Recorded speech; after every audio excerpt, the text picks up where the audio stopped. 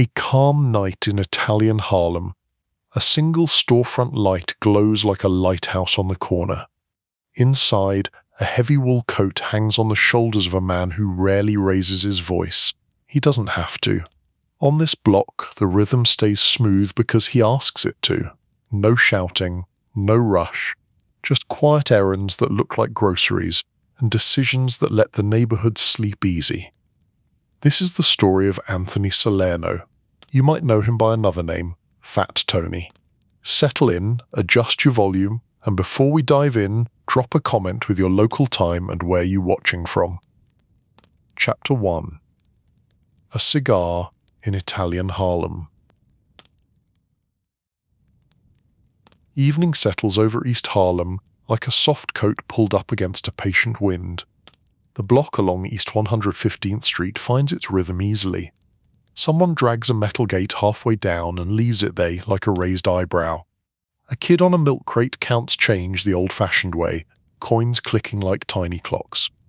Across from him, a storefront gives off a comfortable amber, the kind that makes a person feel remembered by name.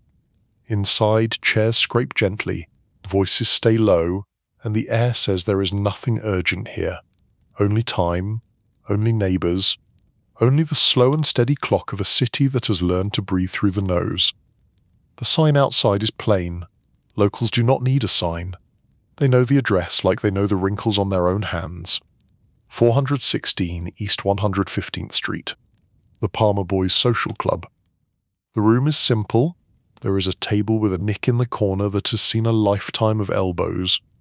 There is a radio that prefers music with horns and drums. There is a faded photo on the back wall whose edges have curled a little from summers gone by. The floor squeaks only when it wishes to be heard. And at the back, a man with a wide chest and a steady face holds a cigar that seems to hold him right back.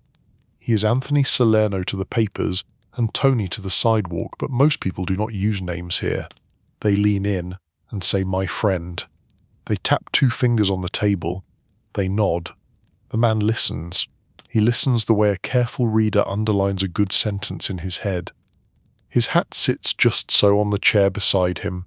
His coat is a whole conversation about wool and winters. He is not in a hurry. He has never been in a hurry. He believes that the city is a set of linked gears, and that if fun turns too fast, the others will grind. So he keeps the pace. Outside, a bus sighs and continues on. A couple argue softly about a bag of groceries that split and let onions roll into the gutter.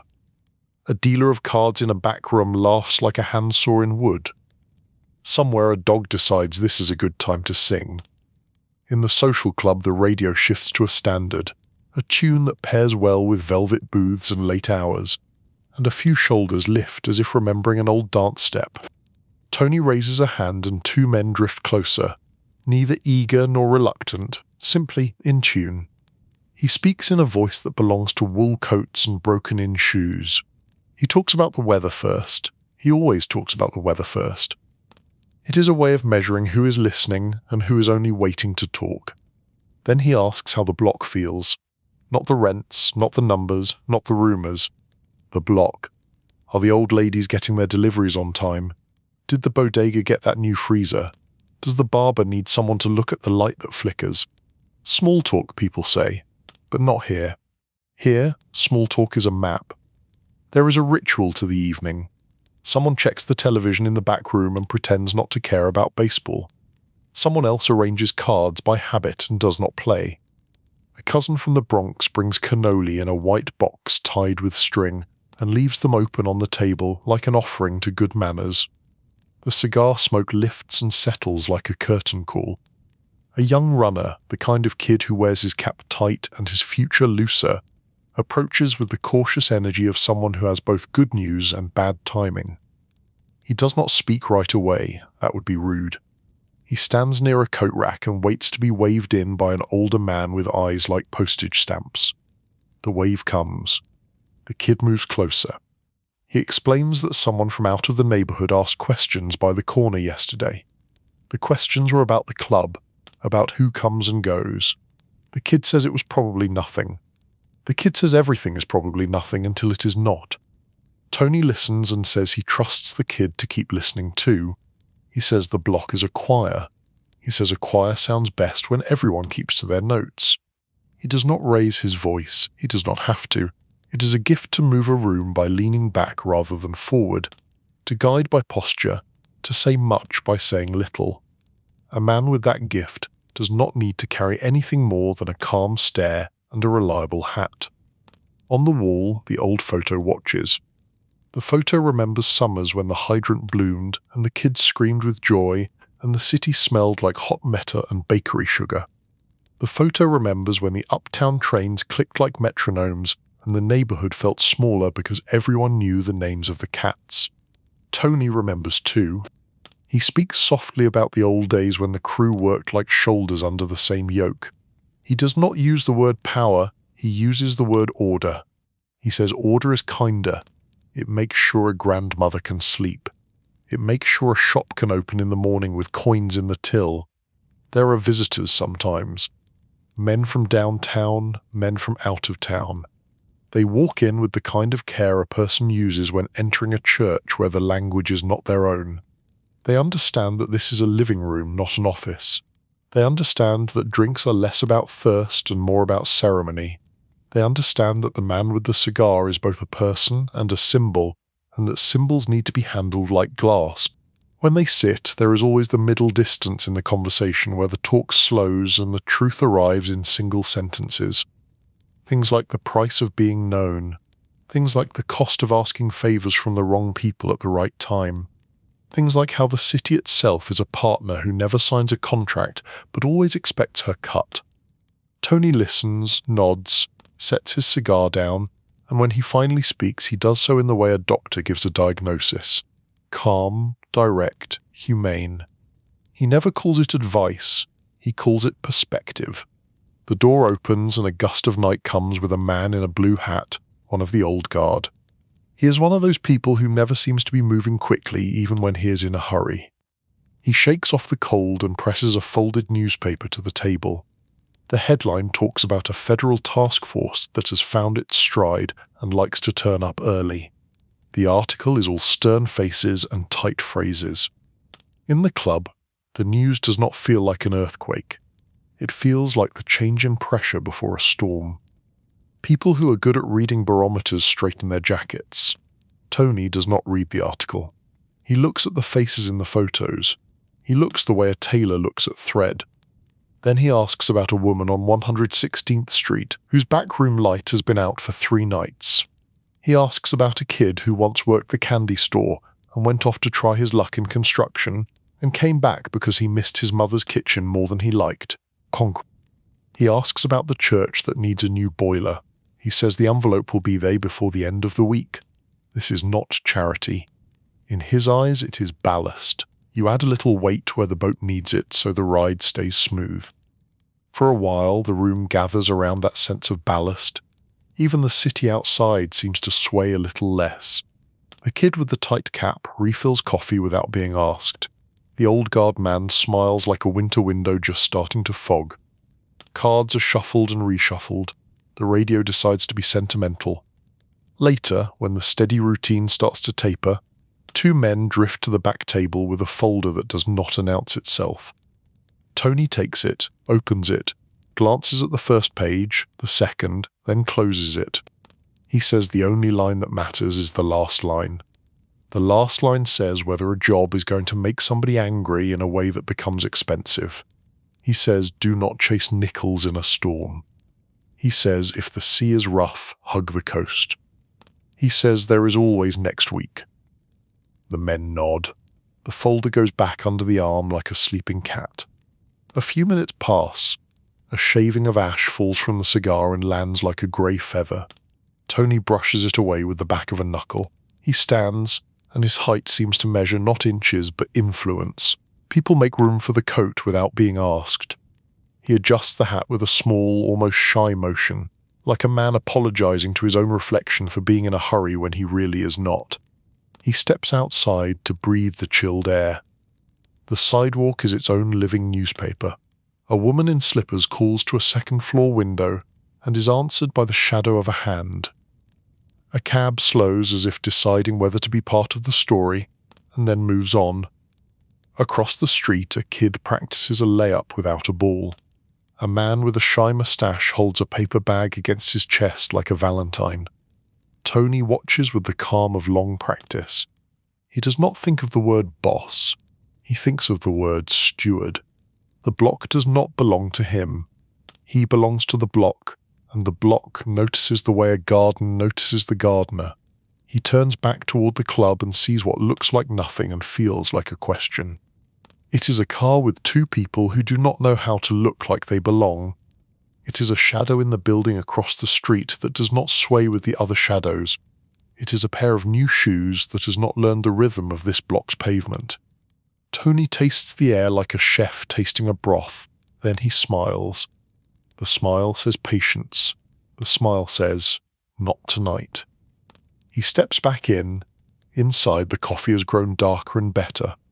Someone tells a story about a winter on Arthur Avenue when the snow wore itself out trying to fall. Someone else remembers a summer at the beach where the gulls sounded like gossiping aunts. A third person says he once met a movie star who smelled like cologne and effort. Another round of laughter, gentle and warm. There is light humor in the room, because there is trust. Without trust, jokes turn into knives. With trust, they are only hats thrown on a bed and retrieved later without drama. The young runner hears a line that sounds like a lesson and tucks it away the way people tuck a lucky coin into a shoe. He watches the older men for cues on how to be quiet without being small.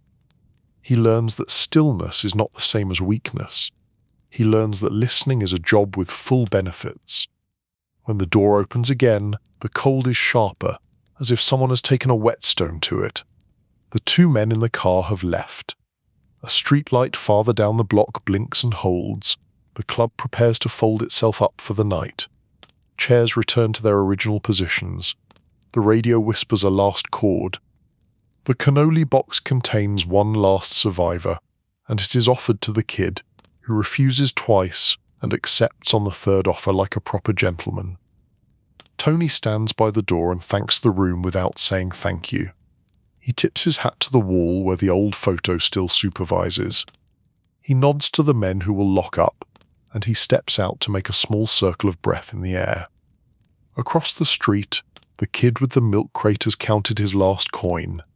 He looks up, meets the older man's eyes, and nods with a look that says, I understand nothing and everything. Tony nods back with a look that says that is the right amount to understand. He walks a short way down the block. The city at night seems to lower its voice for him. Not out of fear, but out of respect for an arrangement. He considers the long thread that runs from Italian Harlem to the Bronx to downtown and back, loop after loop, stitch after stitch. A thread that is not fully seen except in the way a neighborhood holds together. He knows the thread is watched now by people who carry notebooks and batteries.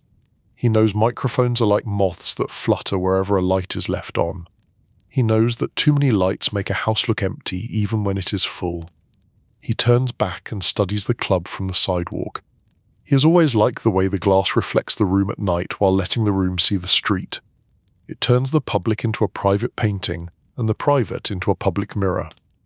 In that reflection, he is not a headline. He is not a defendant. He is not a king on a chessboard. He is a man in a hat who knows the names of the people who carry keys to the block. He is a keeper of hours. A city truck rumbles by, performing its own version of stewardship, scraping along the curb in a musical arrangement of metal on concrete. Tony watches it go and thinks of all the quiet tasks that keep a place whole. Fixing a flicker, telling a young man to sit with his worry until it gets tired and leaves, finding the right words for a widow who needs her rent eased while she steadies herself, calling a friend to call a friend to call a friend so a boiler gets fixed before Sunday. Inside, someone laughs again. The sound slips through the door and into the veins of the street. Tony lets the cigar rest in the crook of his fingers and smiles to himself at something nobody else will ever hear, a sentence that belongs to him alone. He turns his coat collar up and lets the night hang on his shoulders. Then he goes back in to close the circle. The room recognizes him the way a violin recognizes the player who knows the grain of its wood. Chairs push back softly. Voices make room. He sets the cigar down, taps ash into a tray that could tell stories, and says the only thing that needs saying. Keep it simple. Keep it steady. Look out for the old and the young.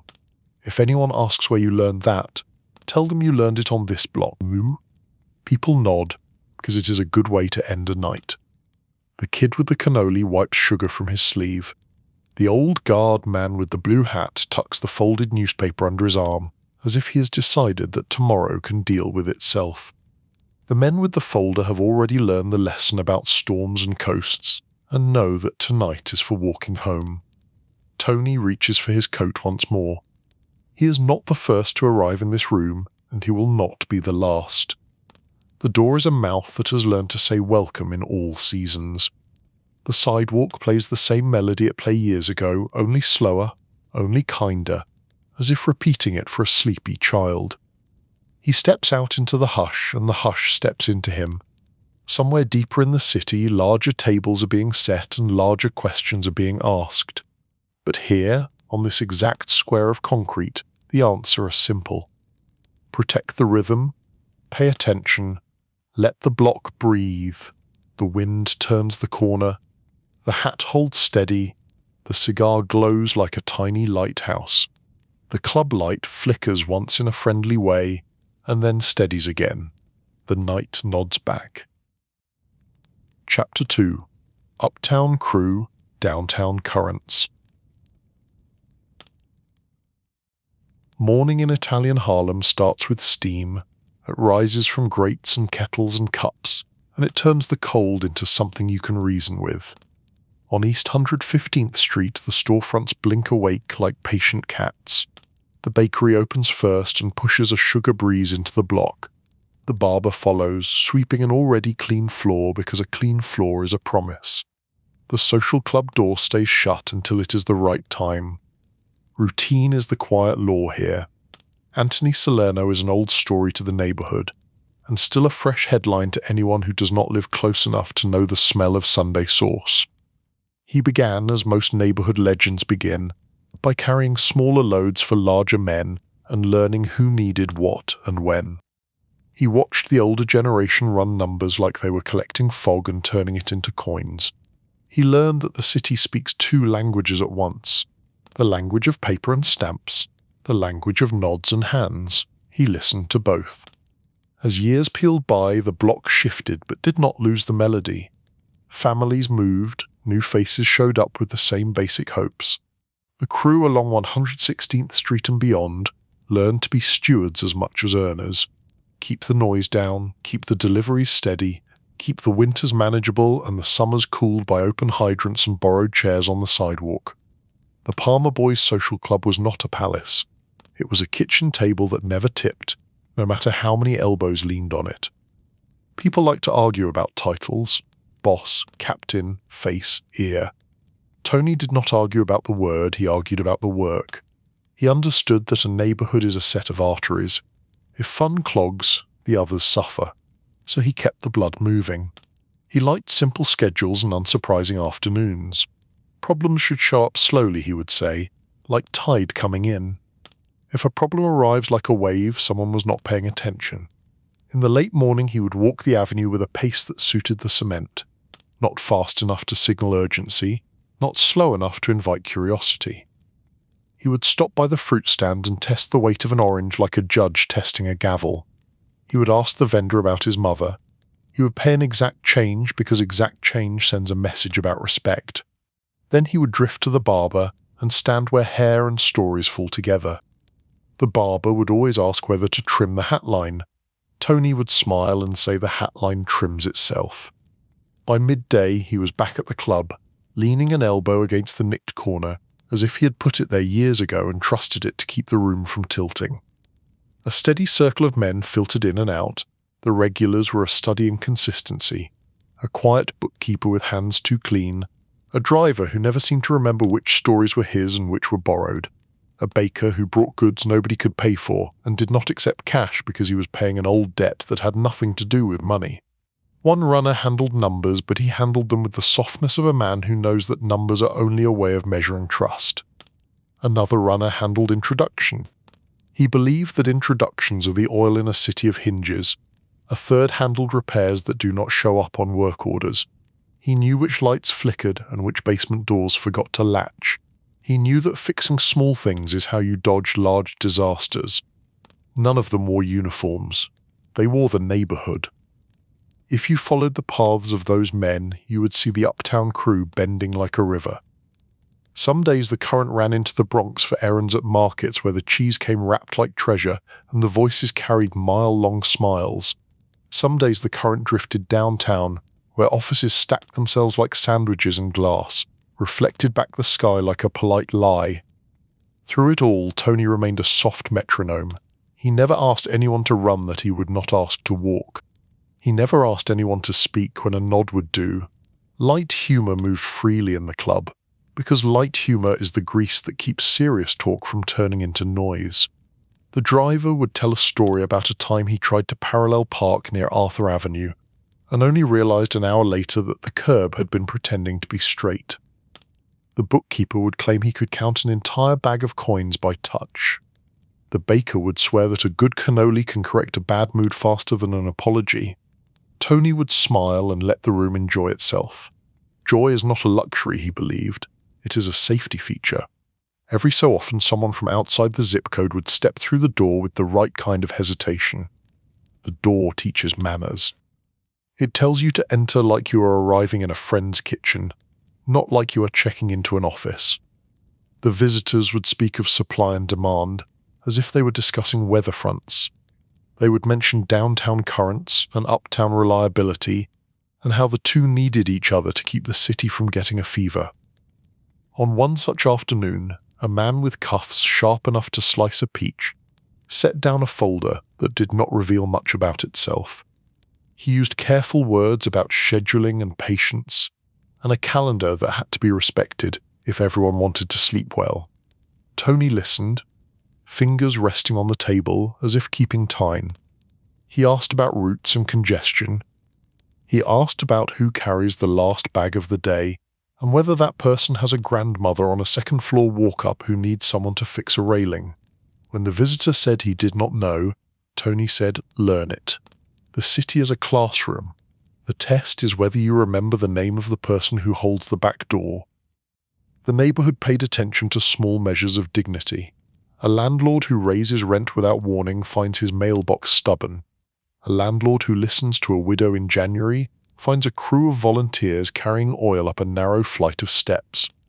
A butcher who slips a good cut into a paper bundle for an old customer learns that his own holiday roast travels to the oven peacefully in the backseat of a reliable car.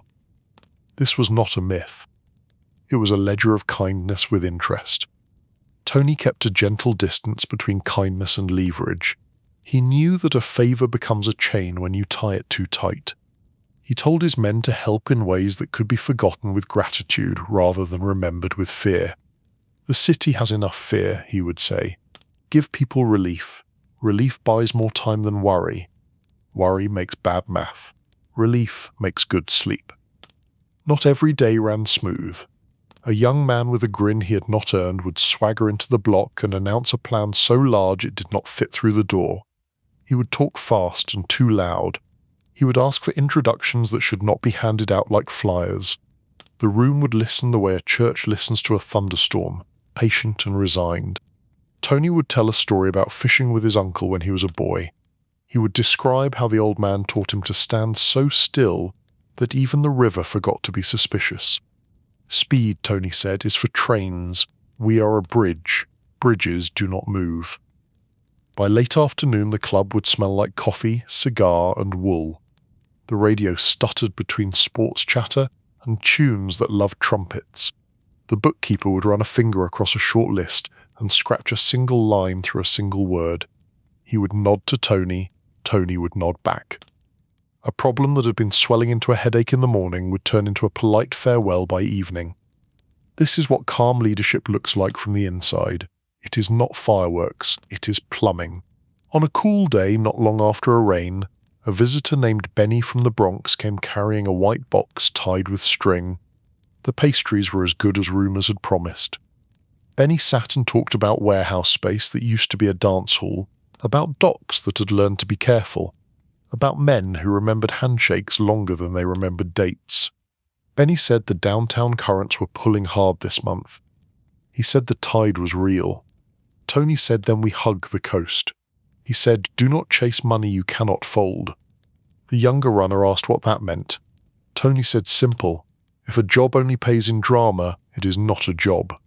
He said pay attention to work that pays in quiet. Quiet is the currency that lets a neighborhood grow old without break-in. The runner wrote the sentence on the inside of his head and decided to practice it until it felt like muscle memory. In the early evening, the block switched moods. Children became homework students. Shops sank into the glow of closing time. A man with a ladder repaired a sign with a hammer that made delicate noises.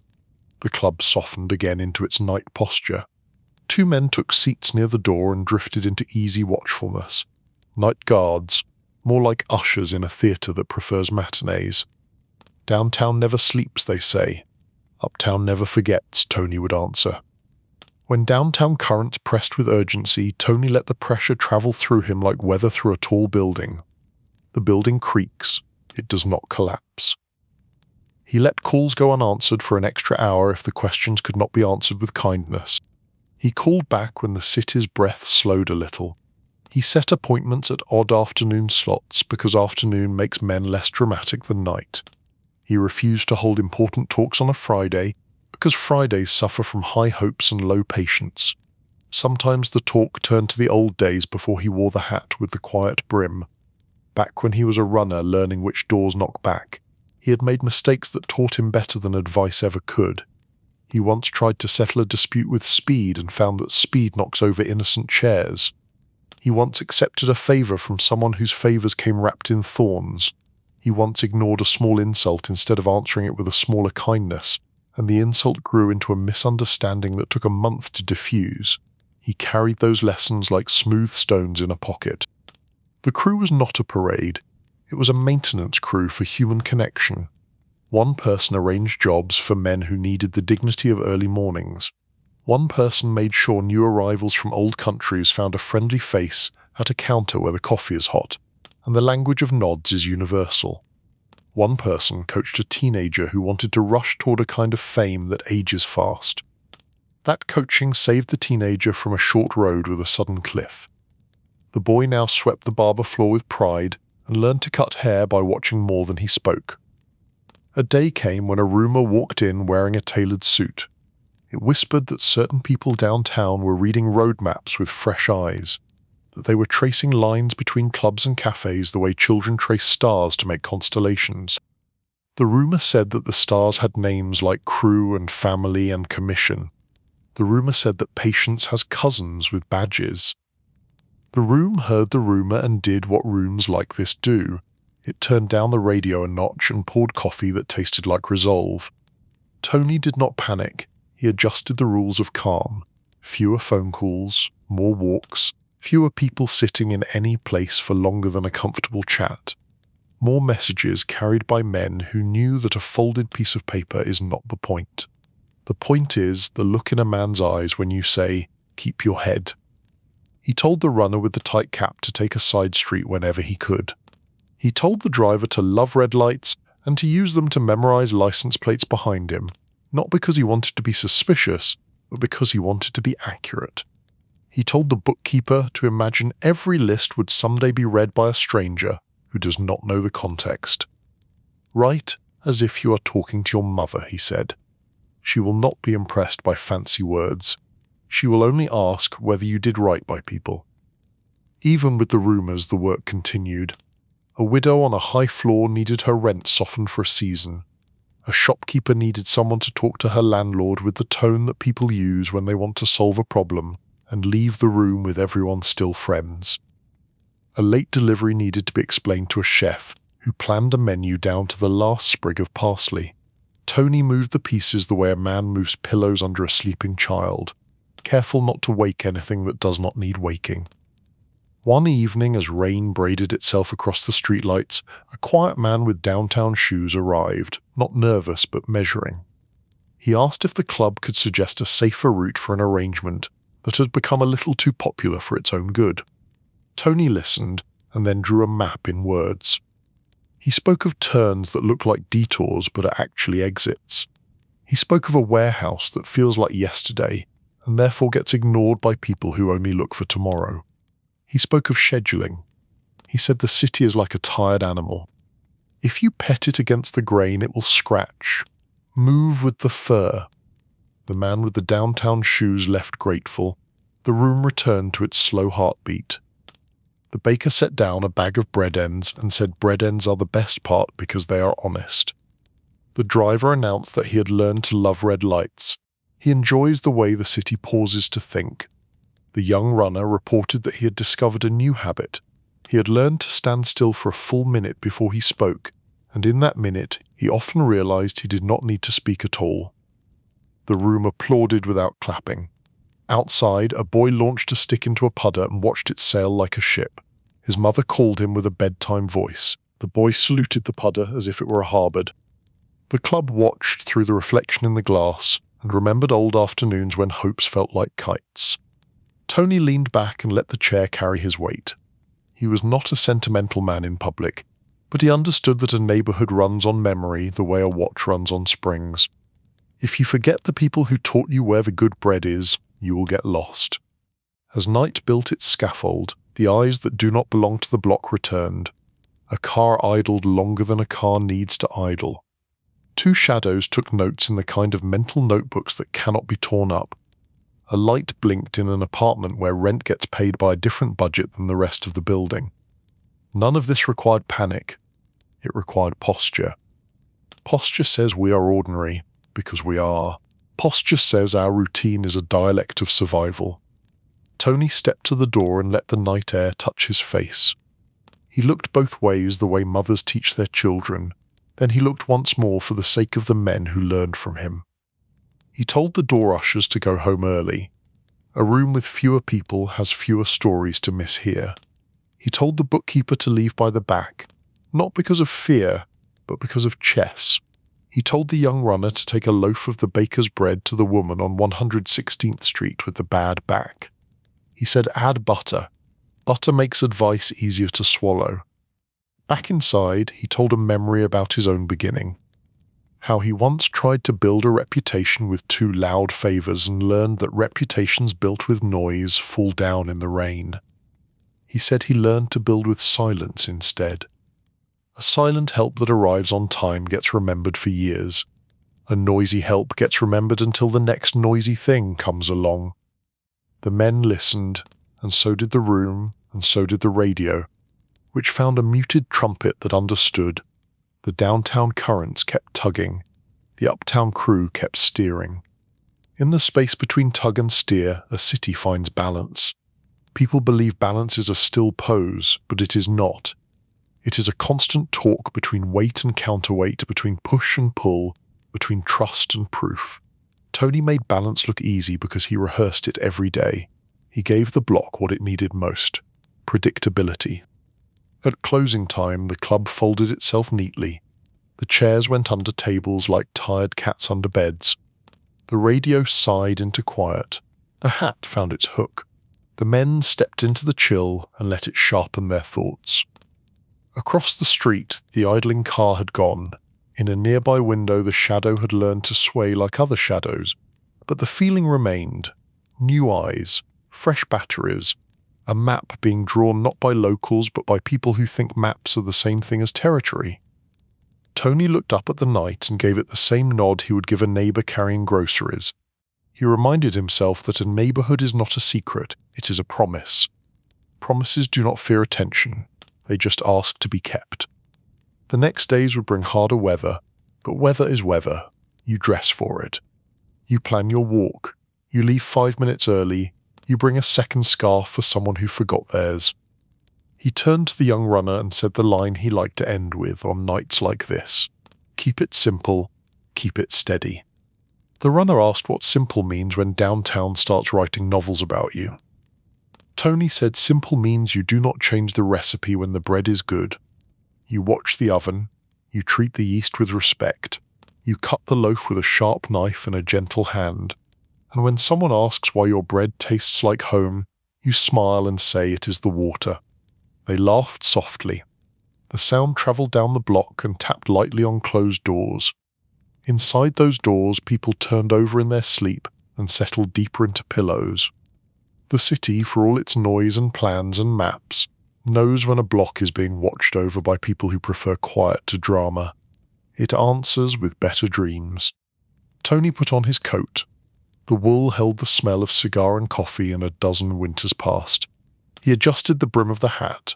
He checked the street once more with eyes that read both shadow and reflection. He let the door close behind him with the soft click of a library book being shelved. Then he walked toward the corner where a bus would sigh, where a boy would kick at a bottle cap, where the next day would begin like all the good days do, with steam, with bread, with unhurried steps. Chapter 3: The Listening City. The city listens in more ways than I'd. It listens with open ears on stoops and with shut mouths at kitchen tables. It listens with antennas and wires and tape that spins in the dark like a careful carousel. On East 115th Street, the listening is mostly human. Faces recognize faces, footsteps recognize footsteps. But beyond the block, a different kind of ear has been trained upon the rhythm. It is patient. It is methodical. It believes that routine is a language and that every language can be translated if you are willing to sit still long enough. Morning brings a shy sun and a fresh coat of ordinary. The bakery dusts sugar across the counter. The barber earns his first sweep of the broom. The social club keeps its calm. Inside the club, the radio murmurs to itself while chairs wait for stories. Outside, a van idles 2 corners away, its driver sipping from a paper cup as if tasting the weather. The van is only a van, the cup is only a cup. The city loves disguises that are not really disguises at all. Federal patience is a special kind of timekeeping. It moves like a slow train across a wide plain. It does not hurry toward the station, it lets the landscape come to it. In offices downtown, a wall calendar is filled with notes written in a neutral hand. Names of streets, times of day. The word routine repeated like a mantra. A map has pins. Strings connect pins the way a child connects stars to draw constellations. The people doing the pinning do not see stars, they see habits. Habits are their constellations. On the block, Tony moves as he always does, a steady figure in a reliable coat. He nods to the fruit vendor, tastes an orange with a small smile and pays exact change. He steps into the club and lets the door close behind him with the soft whisper of familiarity. Inside, the men gather without hurry. A bookkeeper lays down a thin ledger. A driver sets his hat on his knee. A baker places a white box tied with string, as if placing a votive candle. The radio picks a station that does not argue with conversation. Across town, someone listens to a tape while holding a pencil that never touches paper. The pencil is a comfort object, not a tool. The tape holds hours of small talk, weather, baseball, coffee, repairs to a flickering light, names of old ladies who need help with packages, laughter that carries no sharp edges. From time to time the voices lean into a topic that seems promising to the ear that wants promises, and then the voices lean out again. This is how patience is tested. The neighborhood changes in ways that do not announce themselves. A new mural appears where a wall needed color. A grocery starts stocking a different brand of olives and the regulars argue, politely, about flavor and loyalty. A pair of shoes in a window tells you that a buyer has a job that expects polished toes. Another pair tells you that the buyer walks a long way to that job. The city leaves clues like that for anyone who looks. Men with notebooks look. They learn the footsteps of the street. They learn that the mail carrier hums on Wednesdays and not on Mondays. They learn that the kid with the milk crate counts slow when he is worried and fast when he is not. They learn that the radio in the club favors horns in the afternoon. They learn the difference between a nod that says hello and a nod that says sit down. They record everything, the way rain records itself on a window. Inside the club, Tony sits at the nicked corner of the table. He smokes with the consent of the room, not the insistence of habit. He listens, and his listening is a form of weather. Around him talk circulates. The driver admits he has learned to love red lights. The bookkeeper remarks that neat handwriting is a kind of prayer. The baker offers a story about a neighborhood in the Bronx where time runs 5 minutes late on purpose so people remember to breathe. The men laugh softly. A young runner arrives with unspent energy in his shoulders. He has news of a visitor who asks careful questions with careless eyes. The runner says the man claimed to be doing a survey about neighborhood satisfaction. The runner says the question drifted from satisfaction to schedules. Tony nods. He says the city is full of surveys. He says people who truly care about satisfaction know to ask about bread and boilers first. He tells the runner to be polite, to be generous, and to remember that silence is also speech. For the men across town, silence is a shape. It is the outline around the words they capture. They collect times, places, names that are not said but implied, appointments that are not written but kept.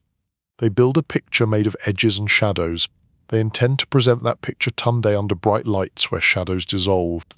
For now, they label boxes and set them on shelves. They wait. In the afternoon, Tony takes a walk with a man named Lou who sells hardware and advice. Lou complains that the city is replacing street signs faster than it replaces potholes. Tony smiles and says the city is a teenager sometimes. It loves to change clothes more than it loves to clean its room. Lou laughs and shows Tony a new lock that is impossible to pick, then admits a good laugh and a bad key will still open most doors. They part with warm hands and light hearts. Another block, another day, a van across the way lets a different driver sip a different coffee. The drivers change, but the cup does not. Routine is a performance. The actors rotate, the script stays put. A man on the second floor practices stillness behind a curtain that used to be brighter. He has become good at stillness. He mistakes stillness for invisibility. The city does not make that mistake. The city always sees. Back at the club, a small repair is underway. The ceiling fan stutters on one blade, like a dancer with a pebble in her shoe. The repairman is a friend of a friend, which is the same thing as a cousin. He climbs a short ladder and listens for the tiny language of screws. Tony holds the ladder and makes quiet talk about the weather again. Weather is not filler. Weather is permission. It tells a person that what they feel is real and shared. The repairman nods, tightens a screw that needed only a quarter turn, and comes down smiling. Federal Patience notices ladders too. It notices which doors open for which repairmen. It notices that a ladder appears on a day when a certain person is in town, and that the next day the ladder disappears, and so does a problem. The notes in the notebook do not call this kindness.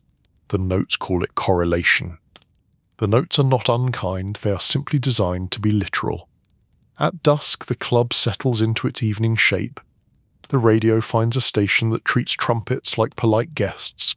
Coffee deepens into itself. The hat finds its hook. The men take seats that have learned their weight. Conversation turns toward the idea of larger tables elsewhere.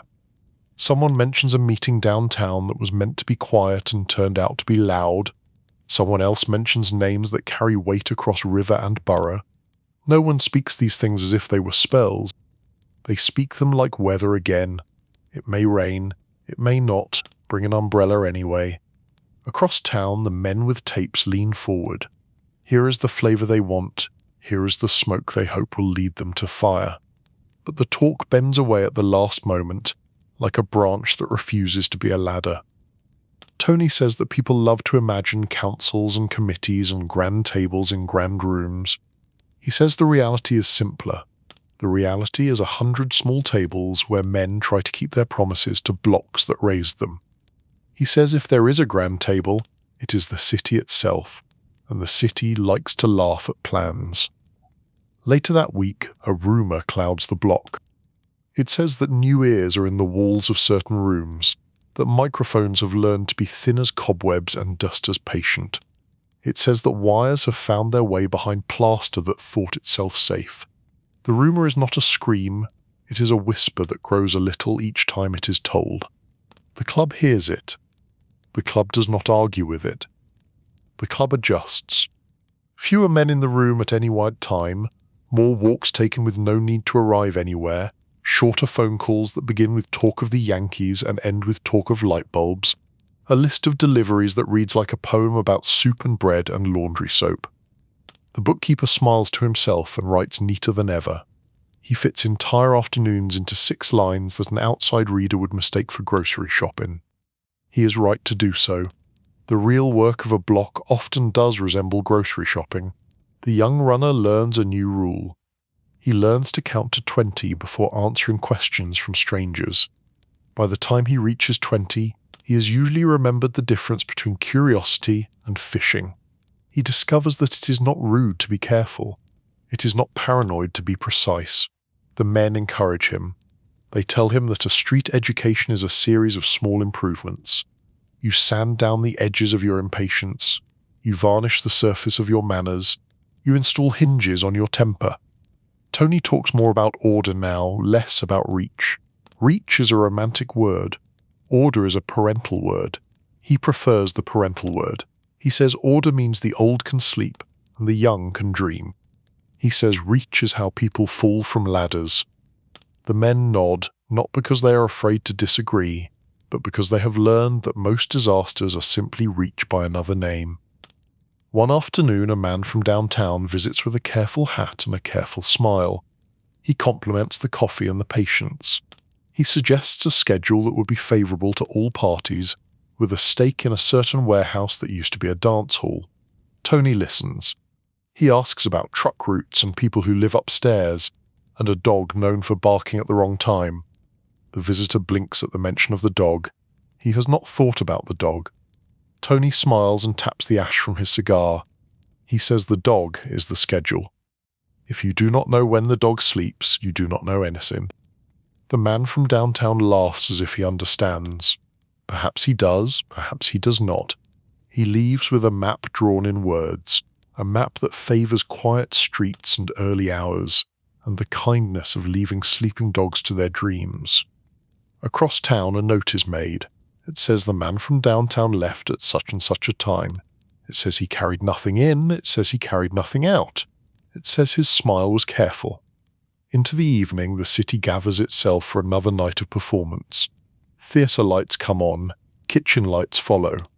In a small room not far from the club, a machine warms and whirs and waits to be fed with magnetic tape. Wires hum at a frequency only cats can hear. A clerk labels a box with neat block letters. The letters are so neat they seem to apologize for what they mean. At the club, an older man named Richie tells a story about a day he sold newspapers on a corner where everyone argued about sports, but bought paper for the crossword. He says a crossword teaches you that every blank wants only one letter, and if you force a different letter you ruin the whole puzzle. Tony says a block is a crossword too. Use the right letters and the whole thing sings. Use the wrong letters, and even the good words stop making sense. The listening city hears that line too, but it does not know how to translate it. It can write it down, it can replay it, it cannot place it into a statute. That is the distance between a neighborhood and a file. One lives in skin and pavement. The other lives in boxes and labels. Both, in their way, are true. As the season inches forward, more faces with new shoes appear at the edges of the block. They are learning the dance steps. Their turns grow smoother, their pauses grow more natural. They are very proud of their pauses. The men in the room notice and decide to shorten the music. Meetings end a breath sooner. Pleasantries last a breath longer. The effect is gentle and frustrating to those who hope for sharp edges. A letter arrives for a woman on 116th Street. It says her rent will hold steady through the winter. No explanation, no request. Only a line that says thank you for being a good neighbor. She wipes her eyes with the edge of her apron and decides to make 2 extra trays of cookies at Christmas. She never knows where to send the cookies, so she gives them to the church and says give them to the right people. The priest says he knows the right people. He always does. Across downtown, a meeting has more chairs than usual. A wall map shows as many pins as a porcupine shows quills. Names sit on a long table, connected with lines that look persuasive to the eye that wishes to be persuaded. Words like structure and enterprise and association float through the air. The men in suits speak in careful phrases that have been sanded smooth by years of practice. They believe they are closing in on a truth that can stand under bright lights. They might be right. They might be early. News reaches the block in whispers that do not gossip. The whispers suggest that a grand case is being built, one that uses the logic of habit as its foundation. It will say that a man who sits in a chair and listens is the same as a man who stands and commands. It will say that a room can be a headquarters even if it looks like a living room. It will say that a nod is a memo. It will say that kindness is leverage in softer shoes. The men hear this and do not argue with strangers who are not in the room. They tighten the screws on their own routine. They check the hinges of their posture. Tony takes a longer walk than usual and ends at a bench that remembers generations of conversations. He sits and watches the city go by. He thinks about the difference between being a leader and being a symbol. A leader makes decisions. A symbol attracts conclusions. He prefers decisions. He knows symbols are useful to people who need to draw lines on maps. He will not fight over the word. He returns to the work. He steps into the club, and the room greets him with a warmth that belongs to families and well-tuned instruments. The bookkeeper nods at a ledger that now looks more like a diary of polite errands than any other kind of book. The driver mentions a new route that is slower and safer and feels like the right speed for a city that has begun to stare. The runner reports a new face with unearned confidence. Tony thanks him and says the earth is filled with new faces and we must be patient with them all. The radio, as if sensing the room, lowers its volume without being asked. This is the moment when the listening city and the living block are closest to each other. One listens with technology, the other listens with heart. One seeks a pattern that can be proven, the other seeks a peace that can be lived. In the narrow space where those goals overlap, you find the reason neighborhoods survive even the heaviest weather. Later that night, the van 2 corners away pulls off without drama. The driver finishes his coffee and tosses the cup into a small trash bag with admirable neatness. He will be replaced by another driver tomorrow. The tape in the downtown machine finishes a reel and spins softly to a stop. A clerk puts a label on the new box. In the club, Tony stands, taps his cigar and announces a rule as old as markets and stoops. Simple and steady. We do not change recipes for guests who only plan to visit once. The men nod. The room nods. The lesson slides into the bones of the block like a winter coat that fits. Before closing, a phone rings in a back room. The ring is humble. A man answers and talks about a shipment of light bulbs and whether the box should go to the back entrance or the front. He says front is friendlier, back is shorter, both are fine. He says he will leave a note for the super. He says thank you by name. The listening city captures every syllable and finds no law in them. The living block captures the tone and finds a law of its own. The door opens to the night. The street is a mirror that has learned to keep secrets by reflecting only what needs reflecting. A cat walks the curb like a tightrope artist on a lunch break. A bus exhales and continues. A man with a ladder on his shoulder moves like a human metronome. Tony watches it all and feels the old lesson rising again. The city is a partner who never signs a contract. You keep your end anyway. He looks toward downtown in his mind and sees the larger table that people like to imagine. Maybe it exists. Maybe it is simply an idea kept alive by those who need shapes for their stories. Either way, the weather is changing. Either way, the ears are closer. Either way, the block will answer with what it always answers with: predictability.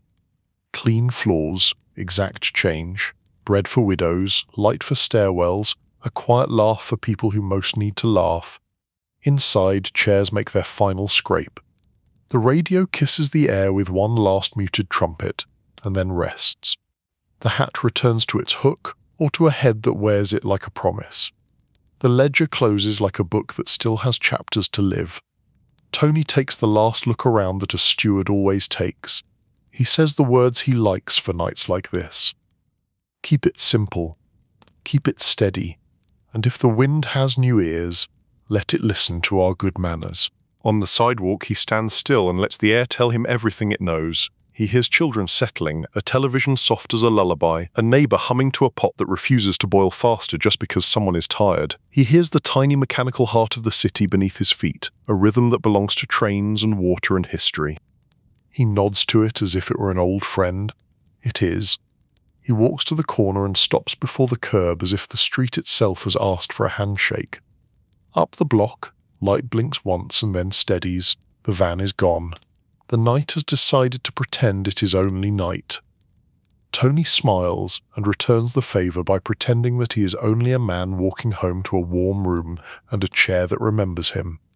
In a way, that is the truth. In another way, the truth is larger. The listening city has chosen its song. The living block hums its own. The two melodies will meet soon. For now, the harmony holds.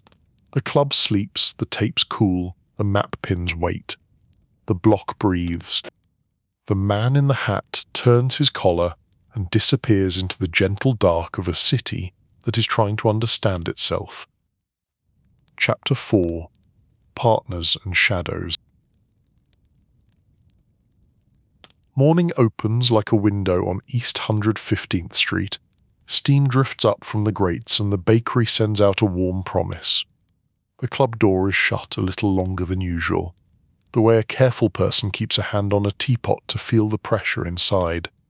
Chairs wait. The table with the nick in the corner waits. The radio waits for a finger to find the station with horns that sound like a grin. Anthony Salerno arrives in a coat that has learned his shape. He places his hat on the hook with the economy of a man who likes to make a good move instead of many fast ones. He touches the nicked corner with two knuckles, a habit the room knows by heart. Then he sits. The cigar rests near his hand like a small lighthouse. Calm gathers in the space the way dust gathers on an unused piano, soft and inevitable. Not long after, Vincent Caffaro steps in. He is a quiet wind at first glance, medium height, the face of a man who has carried both messages and groceries for elders, a walk that avoids squeaky boards.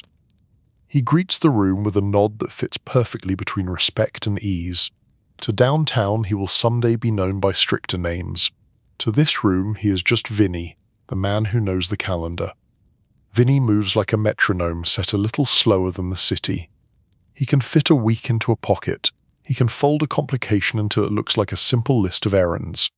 He pours coffee for the men before they remember they wanted it. He sits at angles that let him see both door and back room without turning his head. The room rests easier when he is here. Even the radio seems to find the right station faster. If Tony is the rhythm, Vinny is the note that makes a chord feel complete. He knows who needs a kind word and who needs a quiet frown. He knows that a vendor on one corner prefers his bills crisp because it makes him feel like the world is organized. He knows that a widow on 116th Street keeps her rent receipt on the second shelf under a blue jar, so when she misplaces it, he can retrieve it without fuss. He collects these details not because they are ammunition, but because they are the language of stewardship. On a gentle afternoon, the two men sit a little apart from the rest of the room. No hush falls. They are not made of drama. They talk like people comparing shopping lists. Tony asks about the week, the repairs, the deliveries, the favors that are really just neighborly chores. Vinny answers with a few sentences that cover 100 small movements. The church boiler glows again. The barber got a part for the chair that squeaked. The fruit man will have melons by Friday, but not before, so remind the woman from the second floor who is planning a dessert. Vinny keeps a small notebook but uses it rarely. He prefers to keep things in a memory sorted by street and smell. If he writes at all, it is a single line that looks like nothing to a stranger. It might say 2 hats Thursday. The room knows that means 2 men with the same first name need to be kept on different schedules so they do not see each other in a doorway and create needless talk. He does not raise his voice. He conserves it. He speaks in a register that feels like a back booth. When he laughs, it is the laugh of a man who enjoys a joke without showing it too much, as if laughter is a resource to be used wisely. He listens to Tony the way a ship listens to the harbour bell. Steady. with gratitude, with an eye of fog that may roll in without invitation. In the early afternoon, a man with downtown polish arrives, cautious and polite. He brings a message that does not want to be called a message. He says that a warehouse downriver has begun to attract attention from people who confuse curiosity with responsibility. He says schedules need adjusting to keep the peace. Tony accepts this without making a ceremony out of it. He turns to Vinny and asks about the dog that lives upstairs from the side door. Vinny says the dog naps after the mail comes. Good, says Tony, that is the hour. It is like watching two craftsmen measure a board without speaking. One holds the end, one marks the cut. The saw will hum later. For now, the plan is simply a plan.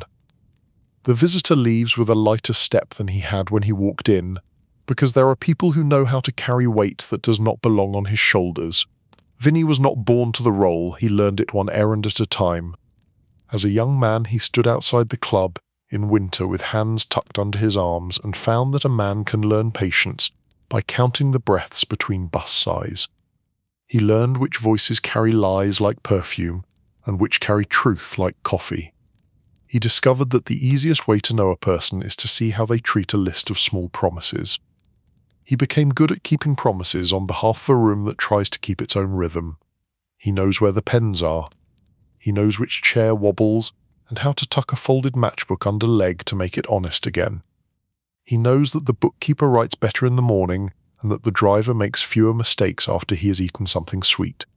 He makes sure the baker leaves a box tied with string on days when news is heavier than usual, because sugar is a lever that lifts a mood without leaving fingerprints.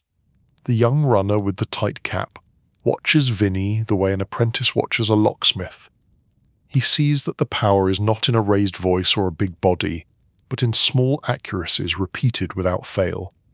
He notices that Vinny hears footsteps and identifies them by tempo.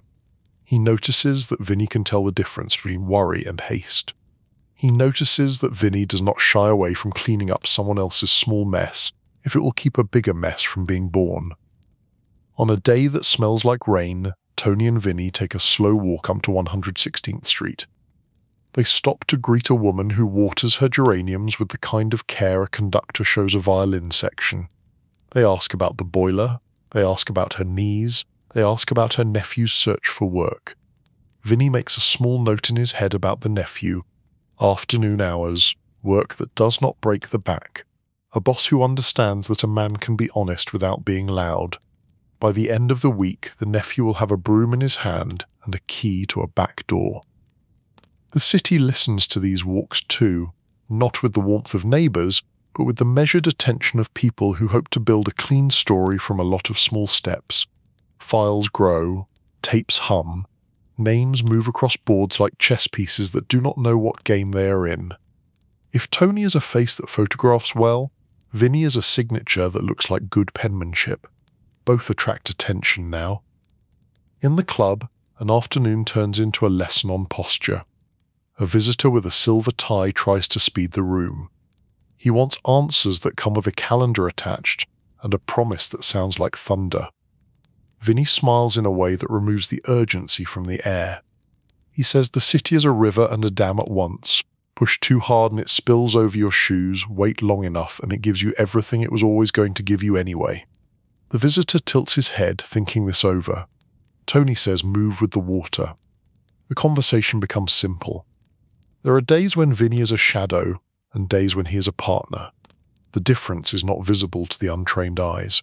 On shadow days, he arranges chairs and calendars so that men who should not meet do not meet, and men who must meet find each other without creating talk. On partner days, he sits at the nicked corner with Tony and helps weigh a choice that has more than one right answer. He always prefers the answer that lets the block sleep. If the choice offers a little less money and a little more calm, he votes for calm. Calm pays interest. Late in the season, a rumour wanders in wearing its best manners. It says that meetings downtown have become heavier, not just with talk but with names that reach across boroughs and rivers. It says that the word commission is no longer an idea traded over coffee, but a word that travels on paper with lines connecting it to other words. The men in the room do not gasp.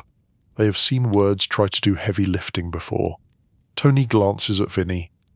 Vinny nods once and begins to shorten schedules by half an hour. He changes nothing else. That is how they work. Not with panic, with small adjustments a human heart can tolerate. Fewer chairs filled, more walks outside. Calls start with a little baseball and end with a reminder about light bulbs. The ledger looks even more like a shopping list than usual. Deliveries get names that sound like soup ingredients. A person who hates soup would miss the meaning entirely. One afternoon the bookkeeper loses his pen, and with it his cool. He is the kind of man who feels steady only when his fingers feel ink. Vinny notices the rising worry and places a pen on the table without pointing. The bookkeeper settles. Later, Vinny quietly replaces the spare pens in the drawer. Small supply lines keep a room from tipping into chaos. He guards the small lines like a man guards a spring in dry country. The young runner finds himself walking beside Vinny toward a freight elevator that knows every sigh of the building. The runner asks how to learn the work. Vinny says learn the names before you learn the numbers. Learn the birthdays. Learn which people will not let you carry their grocery bag because it insults their stubborn pride, and which people need you to carry it without asking, because asking makes them feel seen in a way that is uncomfortable. He says learn the shy dogs. They will warn you about a stranger faster than a loud dog.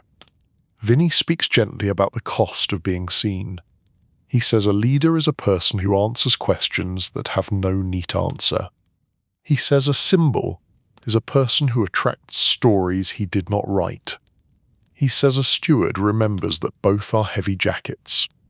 He points to Tony with his chin. He says that man wears both without letting them wrinkle his posture.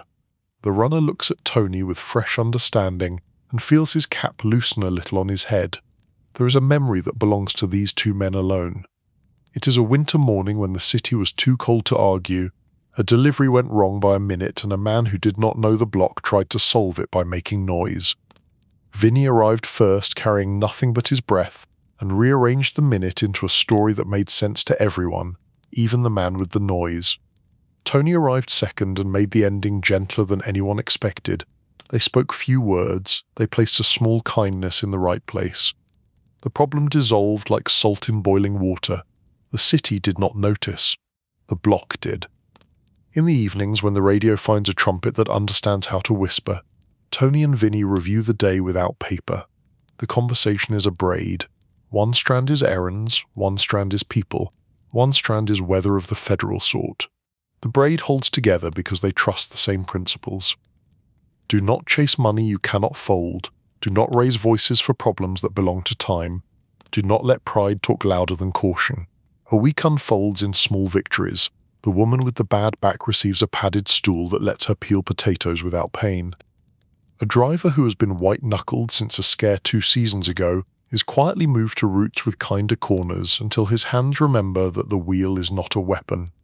A shopkeeper who feared a rent hike finds a letter in a plain envelope that says steady for winter and thanks for the clean sidewalk. These are not headlines. They are stitches. A city is kept together by stitches. Downtown builds its own kind of week. Boxes multiply, tapes gather, a map gains new strings. Names that used to live only in whispers move into neat block letters. Lines connect those names like bridges drawn by a confident child. The people in charge of the drawing believe they are showing the truth. They might be. They are certainly showing a truth. In their truth, Tony is the face of a structure. In their truth, Vinny is a hinge upon which doors turn. There comes a day when a visitor with government manners steps toward the club but does not enter. He stands across the street as if measuring the door from afar. Vinny notices first. He does not point. He drifts to the entrance and checks the lock just to feel the metal steady under his hand. Tony continues a conversation about raisins in bread. He does not look toward the window. The visitor keeps his distance and then moves along, satisfied with a measurement only he understands. The men inside make no comment. Calm is a practice, not a slogan. They practice it. A joke is told about a loaf that got too ambitious and burst its pan. The room laughs in the low register that does not travel. The bookkeeper writes less than usual and writes it more carefully. The driver falls in love with another red light. The runner stands still for a full minute before speaking and discovers, again, that silence often wins the argument. On a rain-slick night, a minor drama plays at the edge of the block. A van blocks a hydrant. A neighbor begins the kind of complaint that can grow into a story with teeth. Vinny appears between the complaint and the van like a human comma. He guides the van to a legal spot without accusation. He thanks the neighbor by name and adds a loaf from the baker as if it were a standard fine for rudeness paid in carbs. The neighbor smiles despite herself. The rain carries the moment away. Tony, watching from just inside the door, nods the nod that means well done to a man who hates applause. Vinny keeps more than schedules, he keeps temperature. He senses when a room is a degree too warm with worry and opens a window by changing the subject to baseball. He senses when a man is about to do something loud and hands him a task that requires 2 quiet hands.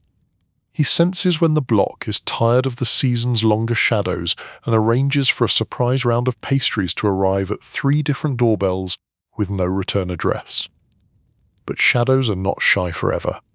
A whisper arrives that men in other boroughs, men with old names and new pressures, have been discussed at tables where the air is cold with air conditioning and paper is stacked like winter firewood. The word commission is spoken with the weight of a church bell. The word enterprise walks arm in arm with it.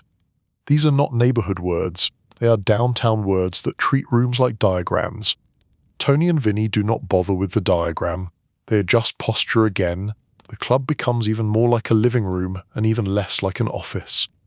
Walks replace seats. Errands replace meetings. A list on the table right now reads like a banal poem. Light bulbs, coffee, a kettle for the lady on the second floor, a new latch for the back door at the fruit stand, a sweater for the driver who coughs. If anyone reads it later, they will call it nothing. If you live here now, you call it everything.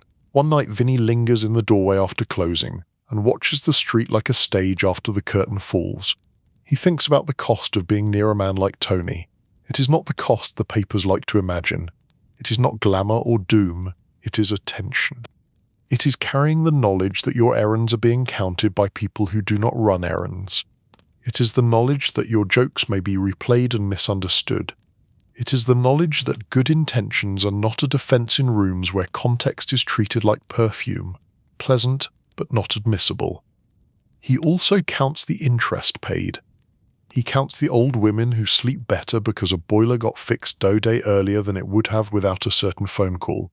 He counts the boys who learn that waiting is a kind of strength and that you can build a life out of showing up on time.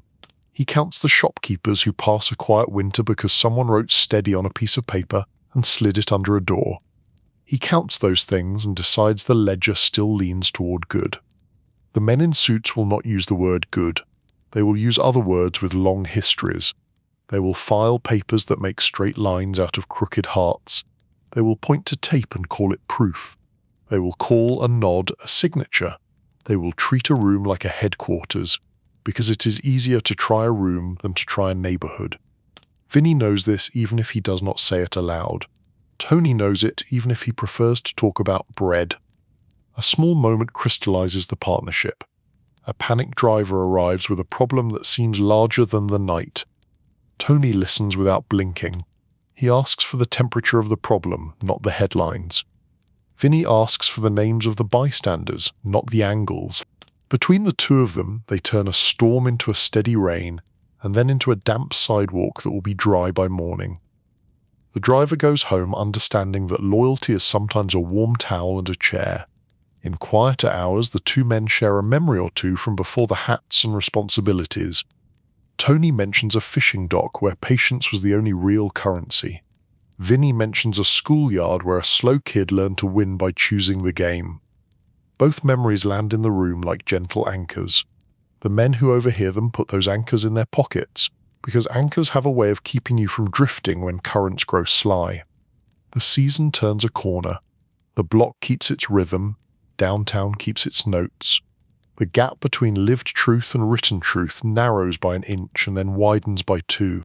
Vinny absorbs the inch without complaint and gives back 2 inches of kindness. He keeps the calendars neat. He keeps the chairs honest.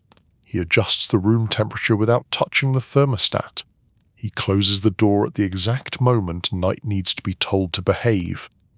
On a Sunday morning, the bells of a nearby church ring to remind the street that there are rituals older than maps.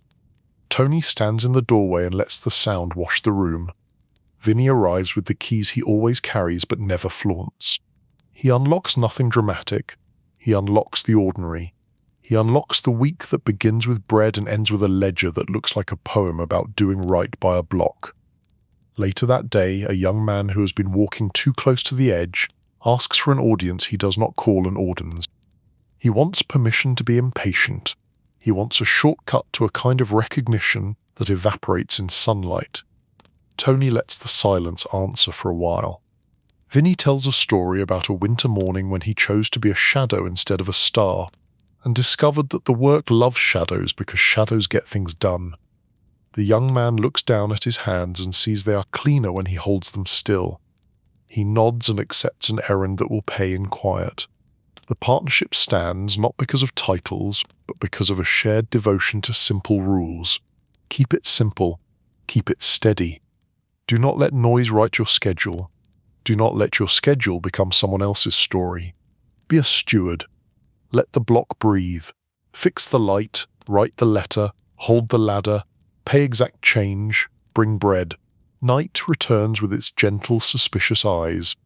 The club shrinks to its small pulse. The radio finds a trumpet that has learned to pray. Tony picks up his hat. Vinny checks the latch. They step out into a street silvered by a thin rain. Across the way, a window holds a man who thinks stillness is the same as invisibility. He will learn otherwise. The block already knows. Tony looks at Vinny without looking. Vinny looks at Tony without looking. Partners can do that. Shadows can do that too.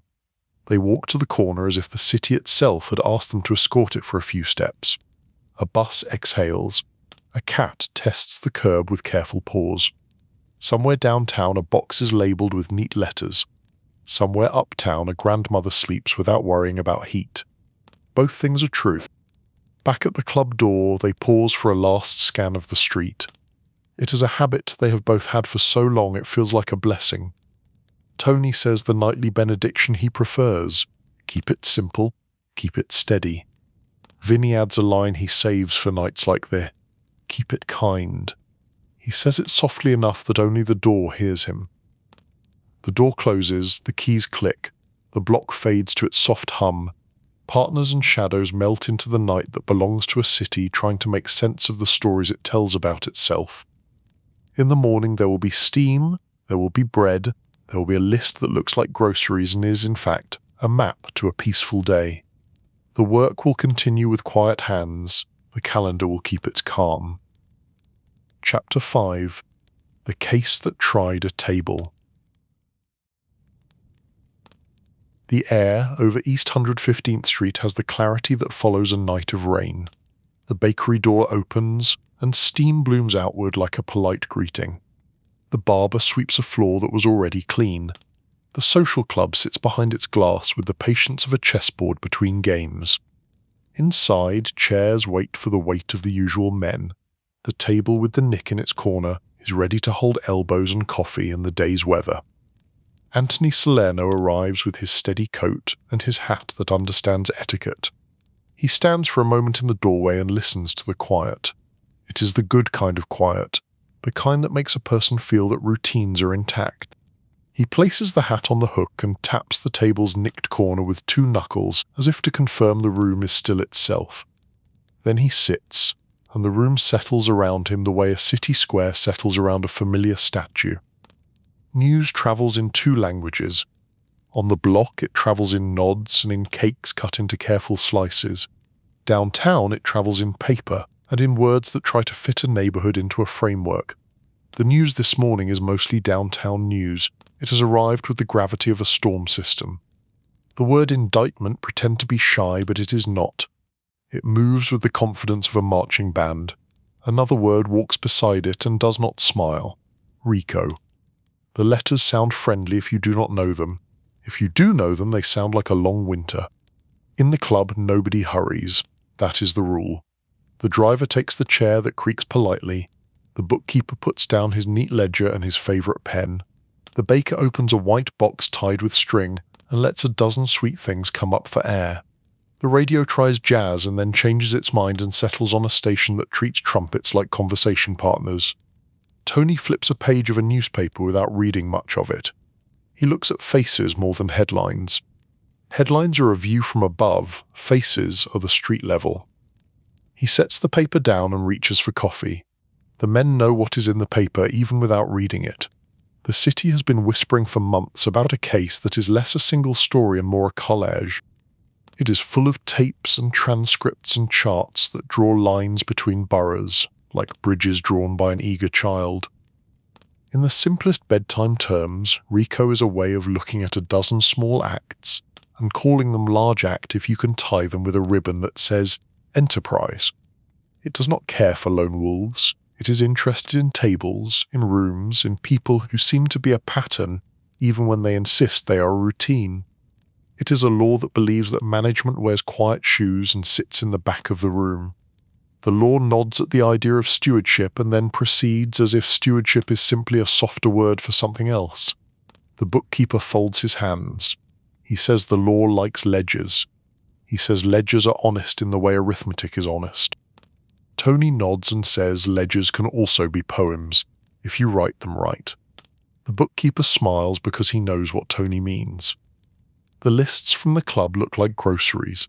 In another room they may look like an index. Context is the country that two different languages try to claim at once. Across town a courthouse is measuring itself, straightening its tie, lining up clocks so that everybody knows what time it is. The halls smell like paper and careful shoes. There is a bench polished by a century of waiting. There are rooms where people talk in sentences that have been brushed and combed and trained to walk on a leash. A judge will sit in a high chair and make a room act like a room even when the room wants to be a street. On the block, the rumour is that the case will be large enough to cast a shadow across neighbourhoods that do not share bus routes. The word commission is in the air in a way that suggests it has left the dictionary and entered a calendar. People who never met will be said to sit at the same table. People who barely spake will be said to speak in chorus. The map has pins. The pins have strings. The strings suggest a shape. Tony listens to all of this without letting his face do much work. He understands that being known is its own kind of title. He also understands that a title can be assigned to a person regardless of whether he accepts it. He tells the room what he always tells the room: predictability, calm, exact change, help the old, respect the young, keep the music low. The young runner with the tight cap asks in a tentative voice what happens when the downtown clock tower points at your block. Tony tells a story instead of giving an answer. He talks about a winter when the river threatened to climb the banks. The men on the dock did not build a second river. They moved sandbags. They watched the water with patience, and they gave it a path that did not cross a living room. The runner nods and decides to be a sandbag. A few days later, the formalities begin. Letters arrive at doors that did not ask for mail. Names are read aloud in rooms where the air is heavy with professional manners. The papers print the names in fonts that know how to look serious. People say calendar words like arraignment and motion. The city, which always works 2 jobs, keeps going. Coffee is poured, hair is cut, rent is counted. A boy practices a jump shot with no ball. Court is its own theatre. You do not shout. You wait for your cue. You stand when told. You sit when told. You say yes, Your Honour, even when your heart wants to say let me explain this. With bread and not with charts. Tony arrives, dressed the way a man dresses for a funeral he refuses to let become a spectacle. He sits where he is told. He breathes like a person who has trained himself to make his lungs look like furniture. Jury selection is a slow dance. People are asked if they can be fair. The room wants to believe they can. The law wants to believe too, but it does not depend on belief. It depends on process. The jurors are asked if they know the names on paper. Some know the headlines, some know the faces. A few know the blocks, the stoops, the particular rhythm of East 115th Street where the bread rolls and the barber laughs. Those people do not make the final cut. The law prefers a clean page. The prosecution opens with a story told in the tidy grammar of diagrams. The theme is organization. The tone is certainty warmed by caution. The story says that a table uptown connects to a table downtown, and that both tables draw strength from a larger table that people call by a proper name. It plays tapes where voices discuss the weather and then the world in a way that suggests the weather and the world might be cousins. It holds up ledgers. It points at pins on a board. It says words like pattern and directive and structure. The defense opens with a story too. It is told in the grammar of human habit. The theme is neighborhood. The tone is skepticism wrapped in courtesy. The story says that a chair is not a throne, that a living room is not a headquarters, that a nod is sometimes just a nod while coffee cools. It says that kindness and stewardship are not masks for secret commands. They are tools to help a block age without aching too much. Some days in court move like molasses uphill. Other days move like a taxi when the light turns green and everyone wants to be first across the avenue. There are witnesses who speak as if they are stepping softly across a river in winter. There are others who speak as if they are late for dinner. Tapes are played and the room listens for meanings that are not spoken aloud. The judge keeps the clock honest.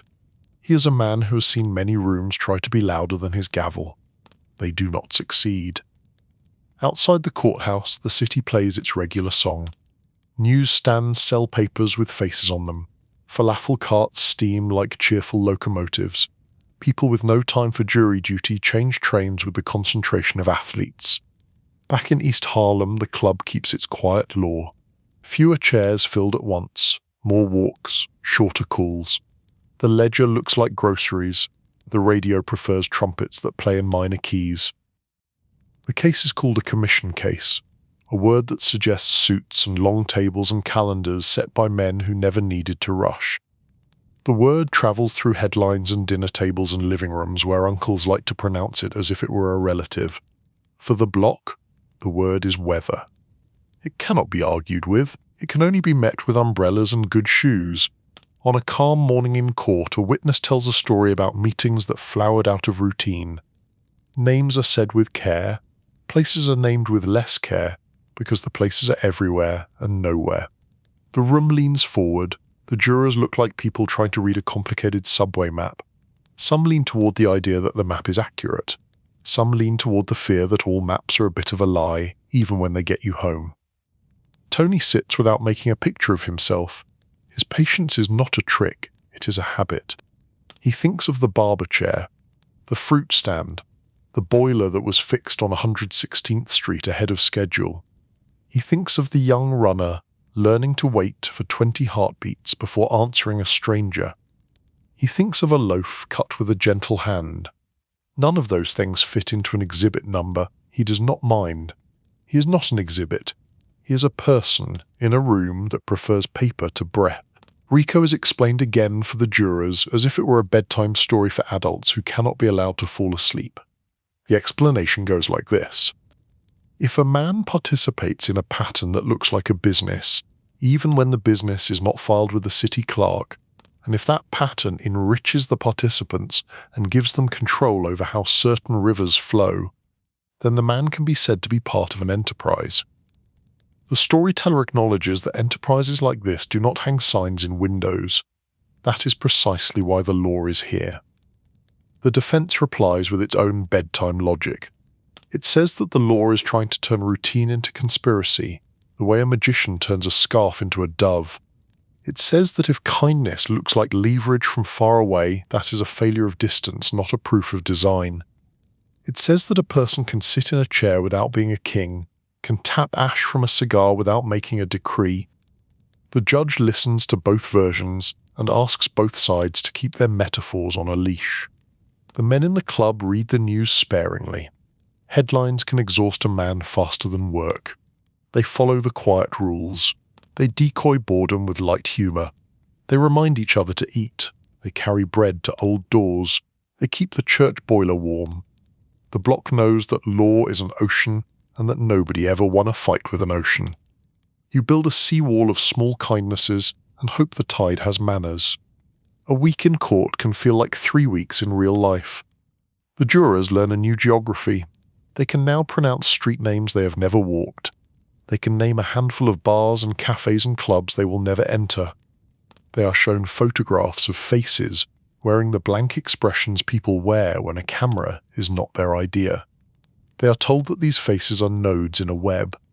They are told that the web is real because so many lines cross in the right places. A clerk wheels in a cart stacked with tapes. The reels hum like patient bees. A voice says, "How is the weather?" and another voice answers, "The rain will not decide." Then the voices drift toward a different topic and the room listens as if a bridge might appear out of fog. Sometimes a bridge appears, sometimes it is only more fog. The prosecutor points his finger with the politeness of a man pointing toward a distant landmark. The defense attorney shakes his head with the politeness of a man who once got lost in a park and refuses to be lost twice. Back on the block, a boiler repair is celebrated with a small loaf cut for sharing. The woman on 116th Street finds a padded stool has arrived by quiet arrangement, and her knees hurt less that evening. The driver takes new routes that love red lights. The bookkeeper practices his neatest handwriting and makes every entry look like a grocery list that cannot offend anyone.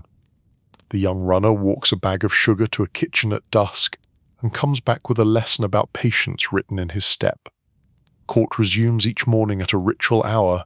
The judge climbs his steps with the reliability of a clock. Lawyers say good morning in tones that could butter bread. The gallery adjusts scarves and sits. A sketch artist uses strokes that make everyone look a little more composed than they feel. A witness sits and answers questions with the care of a man diffusing a memory. He mentions names and dates and rooms. He leaves out bread and boilers because nobody asks about bread and boilers here. Sometimes the legal world collides with the living world in small ways. A juror coughs, and every mother in the gallery silently thinks about tea with honey. A deputy gives a nod to an old man whose shoes look like they hurt. An observer drops a pen and 5 hands reach down at once. Even in a room designed to make the human feel small, the human keeps appearing. As the case stretches, the narrative tightens. The prosecution stitches together weeks and months and years until the cloth holds its own weight. The defense pulls at the seams, one by one, demonstrating that a loose thread exists here and there. The judge ensures that the pulling and stitching occur with civility. Outside, the city remains a stadium of errands. The club remains a kitchen table. The table stays level. The nick in the corner anchors elbows and a way of thinking. Near the end of the season, closing arguments arrive like 2 careful trains meeting at a station. One train is painted in official colors. It announces that the pattern is undeniable, that leadership can be practiced through silence, that calm can be a form of command, that a nod can be a contract. The other train is painted in neighborhood colors. It announces that routine will always resemble structure if you photograph it from far away, that kindness can look like leverage to a lens that does not know the smell of a bakery, that a man can be a steward without being a general. Jurors receive instructions that feel like they were written by a monk with a ruler. The language is exact. The task is heavy. They must decide whether the story of patterns outweighs the story of routines. They must decide whether a table with a nicked corner was a living room or a headquarters. They must decide the meaning of silence. They must decide whether a city's habit of running on favors is a crime when described by a stranger with neat handwriting. They retire to a room that has no windows and a pot of coffee that smells like compromise. They spread papers. They make stacks. They count votes. They talk until they are hoarse with trying to explain the weather to each other. Some think of pins and strings and lines that meet in non-face. Some think of bread cut with care and boilers warmed without fanfare. All think of their duty and how the word duty can feel both noble and cold. In East Harlem, the club practices its closing routine. Chairs kiss the undersides of tables. The radio lowers its voice and gives the night back to the street. The hat finds its hook. The driver looks out at the curb and double-checks that no car has decided to act like a shadow. The bookkeeper closes the ledger with delicate hands. The young runner stands still for 20 heartbeats and then remembers that stillness is already an answer. Tony steps to the door and takes a last breath of the room. He taps the nicked corner, a small blessing. The men drift out into the cool air. Across the blocks and bridges a courthouse light burns late. Jurors finish their day with faces that have learned the weight of being the audience and the author at once. They put on coats. They step into the hallway with the quiet of people who know that any words spoken now would be the wrong words. They exit the building in pairs and singles, crossing the plaza where the stone holds a day's worth of footsteps like a mild echo. The city meets them with a cold that is honest and unadorned. Buses hiss. Taxis blink. A food cart coughs out one last breath of cumin and heat. The jurors pull their collars up and move into the evening. They will return. They will bring a verdict shaped by the story they chose to believe. Back uptown, Tony watches the wind test a newspaper against a lamppost. He considers the strange fact that a life can be two stories at once. In Nen, he is a steward of a block who loves order and quiet and the math of exact change. In another, he is a piece on a board in a game that prefers diagrams to geraniums. He cannot control which story is told louder. He can only keep his own schedule. He can only send bread where bread is needed. He can only speak in the tone that lets a neighborhood sleep. He turns his collar up and begins to walk. The city makes its evening sounds, neither friendly nor hostile, merely itself.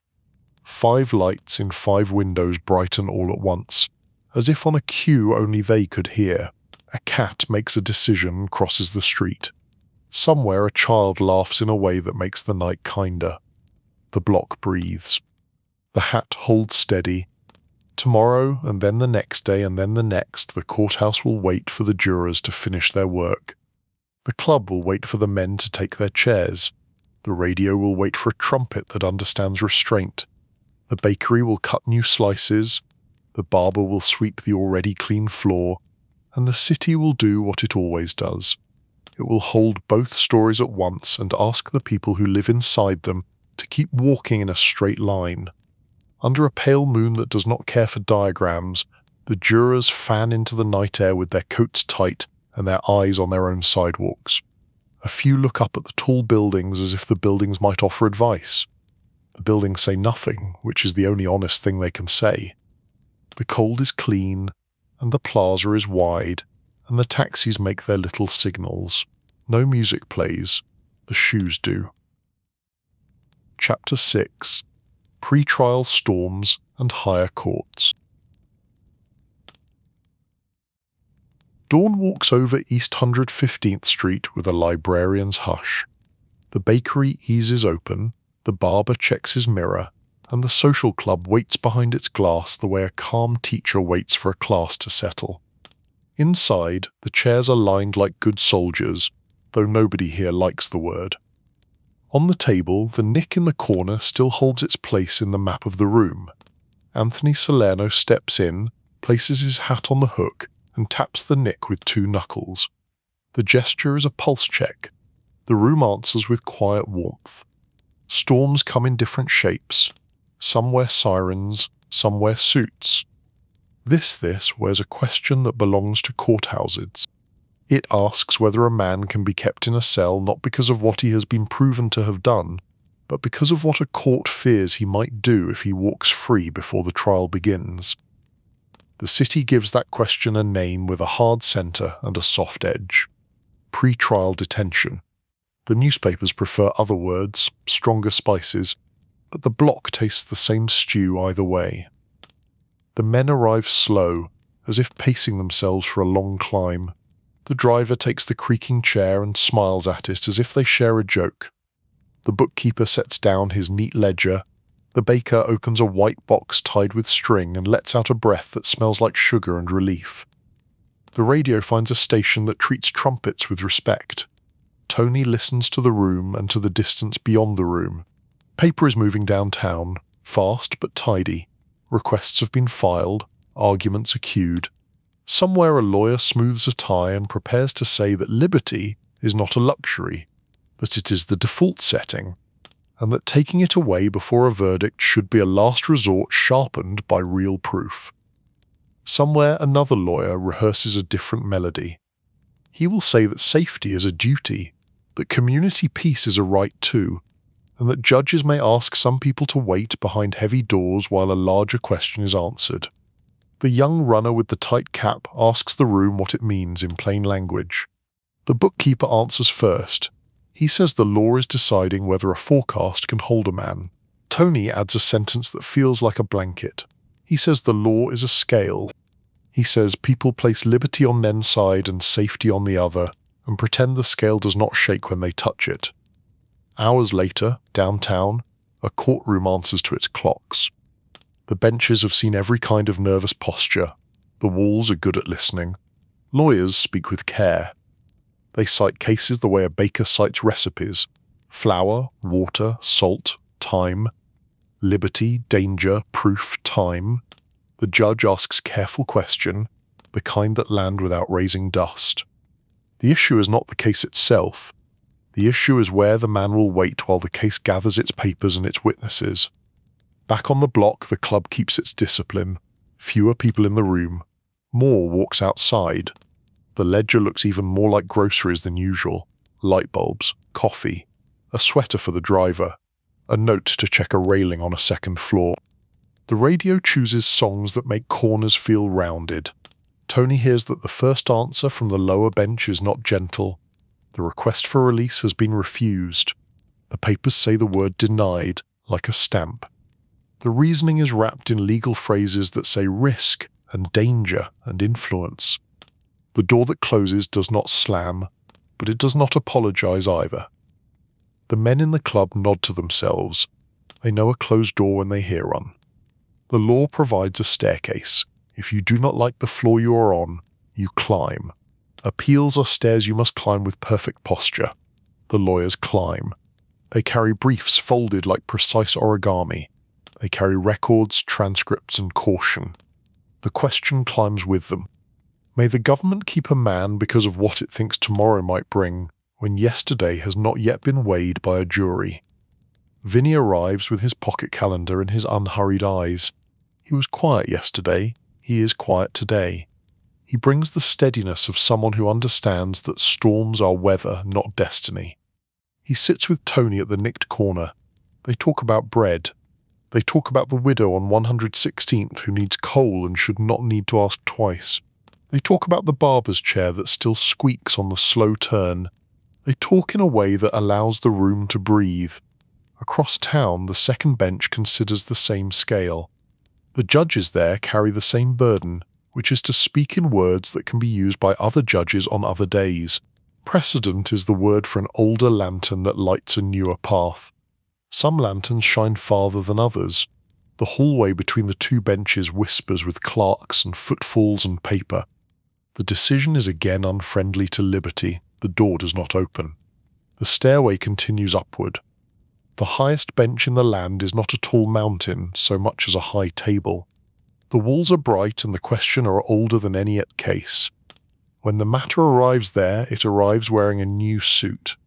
It is no longer just about one man and one block and one set of charges. It is about the power of a nation to keep someone waiting behind walls in the name of safety. It is about how much a forecast should weigh on the scale. It is about whether tomorrow can cuff today. Tony hears the news the way a sailor hears the tide. He does not cheer and he does not groan. He adjusts his schedule. He tells the driver to love red lights even more. He tells the bookkeeper to imagine that every list will be read by somebody who never visited East 115th Street but still believes he understands it. He tells the young runner to keep his head down and his feet steady. He tells Vinny thank you with a glance. The Supreme Court, as the papers call it, takes the case and begins to pass the words that hold nations together. The lawyers make arguments that fold the map and unfold it again. The government's lawyer says that the community has a right to sleep without fear, that some defendants are not ordinary, that the law may ask them to wait in custody if a judge is convinced by clear and convincing proof that their release would risk the peace. He says this is not punishment. He says this is regulation, a fence to keep the herd safe. The other lawyer says that fences are still fences, and fences can feel like punishment to the person forced to stand behind Dart. He says liberty is the rule and detention must be the rare exception. He says the Constitution treats freedom as the default and fear as a claim that demands careful evidence. He says a forecast should not be enough to take away a man's daylight. He uses the language of due process, which is simply the promise that government will be civil even when it is stern. The justices ask questions that cut with soft knives. They ask about words like excessive and reasonable. They ask whether a hearing is enough of a shield. They ask about the length of waiting and whether a long wait turns caution into punishment by another name. They ask about past cases where fear guided policy and whether those were good stories to read aloud in this courtroom. On the block, the rain holds off, then arrives, then leaves. The bakery keeps its faith with mornings. The barber gathers another day's careful hair. The club stays an uncluttered sanctuary. A letter is sent to a landlord whose heart has been stingy. It is written in a tone that fills the gaps between law and neighbour. The landlord softens. The letter is filed away where letters that worked always sleep. The men who keep the tapes and the charts are busy in their own building.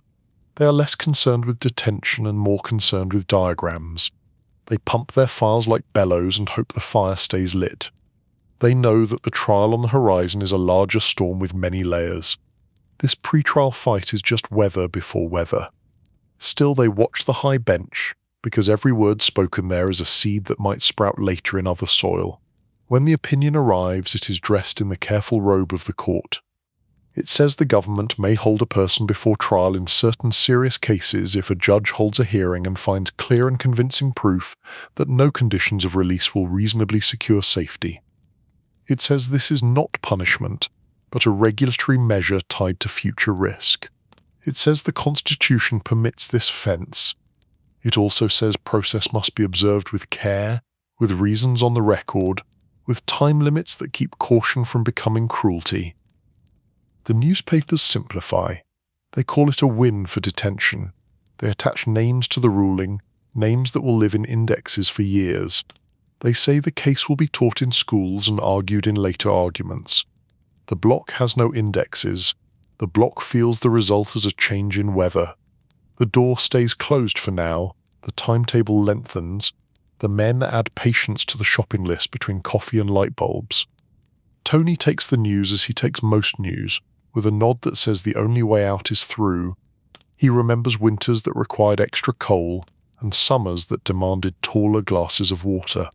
He tells the room what he always tells the room. Keep it simple. Keep it steady. Do not let the storm choose your posture. Vinny walks the avenue and checks on the quieter threads. The widow's coal, the barber's squeak, the fruitman's new delivery schedule. He escorts worry the way a polite usher escorts late arrivals to their seats. He cannot open the high door downtown. He can open this door and that one and the other row. He can keep the air moving. He can keep the room from turning in on itself. The young runner asks whether the high bench knows the smell of East 115th Street. Tony answers that the high bench does not need to know the smell. It needs to know the words. Its job is to keep the words strong enough to shelter everyone, even when the shelter feels cold. He says the block will keep smelling like bread and coffee and wool anyway. He says that is their part. Days turn into a calendar that clicks forward without asking anybody's permission. The lawyers return to the lower bench with the new rules in their pockets. Hearings are held that speak the language of the high opinion. Evidence is presented, not about what has already happened, but about the likelihood of tomorrow's mischief. People swear to tell the truth about probabilities, which is a strange oath. Judges decide. Doors open for some, doors remain closed for others. Tony's door stays closed. The reasons are listed in paragraphs that sound like ledgers. Influence, risk, no set of conditions, community safety. The words are tidy and heavy. The block reads them and stares out the window. Then it returns to work. The barber sweeps. The bakery wraps pastry in white paper. The club keeps its small flame alive even when the man with the hat is not there to tap the nicked corner. People visit him on the schedule the rules allow. They carry stories like vases, careful not to spill. They do not bring drama, they bring the weather. The fruitman's daughter graduated. The boiler held all winter. The driver learned a new route that treats him kind. The runner stands still for 20 heartbeats before answering strangers and finds the habit has changed him in ways he likes. Tony listens with the same patience he brought to the club. He asks for details that sound small and are not small. He asks if the old women are still getting their deliveries on time. He asks whether the landlord with the stingy heart stayed soft. He asks if the bakery is experimenting with a new rye and whether the community approves. He asks the barber about the squeak and tells him to oil the hinge again. He smiles when he hears about the padded stool for the woman who peels potatoes. He says that stool is a victory of the first order. The men who run the case do not come to see him, of course. They visit in a different way, by adding pages to files and lining up witnesses like a choir. They tell themselves that detention has helped calm the waters. They tell themselves this while they work late in rooms that smell like coffee and fluorescent light. The high ruling changes more than this one room. Across the city and across the nation, judges begin to cite the new opinion. Defense lawyers find themselves telling clients that a forecast can be a locked door. Prosecutors find themselves explaining that caution is now a coat the court may ask some people to wear before the trial. The debate moves from want courtroom to 1,000, from want name to 100. The names will change. The question will not. On East 115th Street, spring arrives the way a shy guest arrives at a party, peeking in and then committing. Children start to run again in ways that make old knees ache with nostalgia. Hydrants consider their seasonal performance and hold off for a while longer. The club opens its windows a crack. The radio finds songs that believe in sunlight. Vinny keeps the routine like a cantor keeps the tune. He meets the driver on corners that feel safe. He arranges errands that feel like errands. He keeps conversations short and friendly and full of baseball. He keeps the ledger looking like groceries. He carries a pen he never uses in honor of the bookkeeper's comfort. He receives a letter written with legal care and reads it twice, then files it in his head where he files all the pages that cannot be allowed to disturb the rate of the heartbeat. The young runner carries bread to 3 doorbells on a rainy afternoon. He does it without thinking of metaphors. He does it because the room has taught him to believe in simple duties. On the 3rd landing he pauses to look out over the block. The street looks like a river that has accepted its banks. He thinks of the high bench deciding big question, and of this small building deciding to be decent. He decides to be decent too. News articles continue to describe the larger case with diagrams and long captions. They show string and pins, they show faces without smiles, they show words like enterprise and structure. They do not show the padded stool, or the fixed hinge, or the extra coal that arrived on time, or the barber learning to oil the chair without prompting. That is not a complaint. It is a description of what news can and cannot do. One evening the barber walks into the club and holds up a small oil can like a trophy. The room applauds without noise. The bookkeeper reads a line from the ledger that looks like nothing and means a great deal. The baker leaves a new box with a different string, an unnecessary flourish that pleases everyone anyway. The radio picks a trumpet that learned optimism in a hard school. Later, a visitor returns from seeing Tony and repeats his favorite line to the room. For comfort. Keep it simple. Keep it steady. The words land like birds on a long railing. The room holds them gently and lets them speak for themselves. The higher courts have spoken, the lower courts adjust. The days continue, the night continues. The neighborhood does what neighborhoods do when the weather is larger than any house. It tightens its ties and counts its elders. It teaches its kids to wait for 20 heartbeats. It learns to love red lights. It leaves exact change and writes polite letters and sweeps stoops and waters geraniums. It keeps its promise to itself. As summer leans closer, the trial calendar grows heavy with names and exhibits. Lawyers practice questions in mirrors. Clerks stack pages that look like snowdrifts. Reporters rehearse introductions that will make sense to people who have never smelled this block. The listening city sharpens its pencils. The living block sharpens its kindness. On a warm night, Vinny and the runner stand near the doorway and listen to the hum of the street. The runner asks whether the high decision will be remembered the way people remember songs. Vinny says yes. He says some decisions are melodies that outlive their first dance. He says it will be sung in classrooms and courtrooms for years. He says their job is simpler. Keep the rhythm, keep the tempo, play the small notes clean. The moon rises like a white coin and then decides to be a moon instead. A bus exhales, a cat accepts a compliment from a stranger and walks on. The block rests. The papers wait for morning. The club closes with its neat rituals, and even with one chair empty, the room feels whole, because the rules that hold it together were never tied to one body. They were tied to the idea that a neighborhood is a promise. In a cell lit by patient light, Tony rests with his back straight and his thoughts arranged like a well-kept drawer. He remembers rivers and docks and bread and boilers. He remembers faces with names and names with birthdays. He does not argue with the high bench in his head. He does not flatter it either. He accepts that words rule worlds, and he keeps his own words short and serviceable, simple, steady. Morning will come, as it always does, and bring with it court dates and errands, headlines and haircuts, law and life. The question of detention has been answered for now. The larger question wait their turn. The men of the club will meet them as they meet everything, with exact change, with clean floors, with bread in a white box tied with string, with the patience to make a city breathe through its nose. Chapter 7.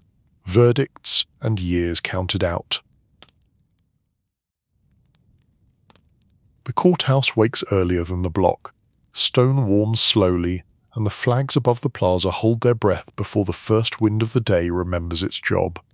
Down on East 115th Street, the bakery opens and releases a respectful steam, as if whispering good luck to anyone facing a judge. This morning the barber sweeps twice. The club keeps its steady pulse, chairs tucked like polite hands. The nicked table corner ready for elbows that will not be there today. The trial has walked a long road. It has eaten months in careful bites. It has turned tapes into transcripts and faces into names on charts. It has asked a jury to learn a new dialect, the dialect of patience and proof. Today that jury carries a sealed envelope like a fragile egg. No one rushes them. Everyone rushes around them. This is how important days move, with calm in the middle and noise at the edges. In the block's living rooms, televisions hum at polite volume. In cafes, headlines grow a spine. People who have never visited the courtroom know that today is a day for verdicts. They speak softer. They make room for each other on the sidewalk. They carry their bags like citizens of a city that is both theatre and audience. Inside the courthouse, the woodwork keeps its old smell. The bailiff knows every hinge by sound. The judge settles into his chair with the stillness of a captain who has steered rough water. The defense table is a study in posture. The prosecution table is a study in stacked paper. The jury enters like weather that has already decided. 12 quiet faces, 12 steady steps. 12 hearts that have carried a secret across a lunch hour that lasted a lifetime. They sit. The room stands. The room sits. A clerk reads the preface to a moment. The judge asks the right question in a voice that refuses drama. The foreperson rises with a measured breath. Words are spoken that will grow into headlines before sundown. They are simple words. Guilty. Not guilty. Guilty again. The syllables are short and heavy. They fall on the room like coins on a small table. No one reaches to pick them up. In the gallery, pencils move.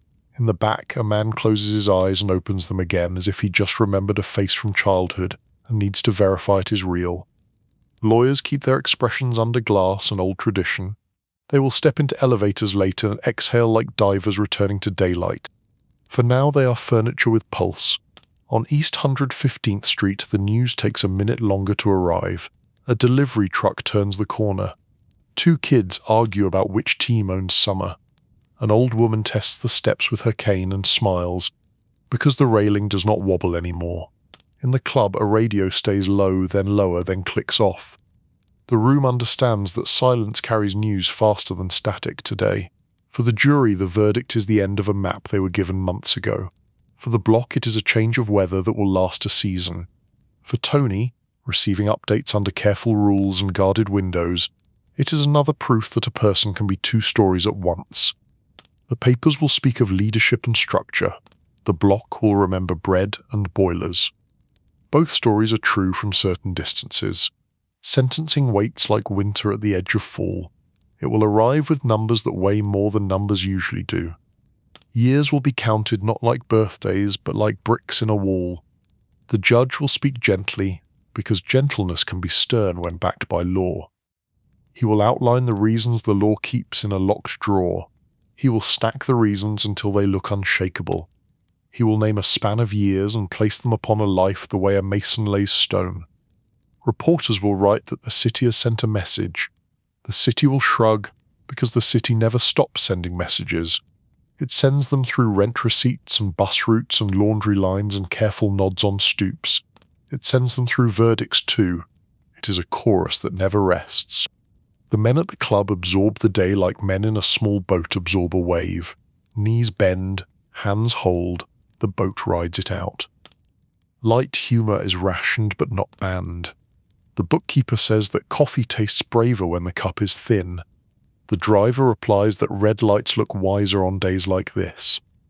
The baker leaves a white box tied with string and does not stay to chat. Sugar is a note you play and leave ringing. Vinny keeps the calendar even when the calendar bites. He knows which errands can still be run, which doors must stay shut, which greetings should be delivered with a quieter tone. He reminds the young runner to count to 20 before answering anybody who smells like a notebook. He reminds everyone that kindness must not retreat just because the weather is unfriendly. Across the river, the courthouse resumes its machine rhythm. There are forms to sign. There are motions to preserve. There are appeals that spring up like stubborn grass in cracked concrete. The defense calculates. The prosecution files. The judge closes the book on this day and opens another book labeled tomorrow. Courts are factories for tomorrow. When sentencing finally arrives, it does not wear surprise. The judge names years that sound like geography rather than arithmetic. 100 is a continent. Decades are mountain ranges. Lesser counts stack beneath like foothills. The numbers do not shout. They hum with the power of a generator that will not be turned off for a long time. The room listens. Some hearts break. Some spines straighten. Some pens record history with a hand that shakes, even when the writer pretends it does not. The judge explains the why.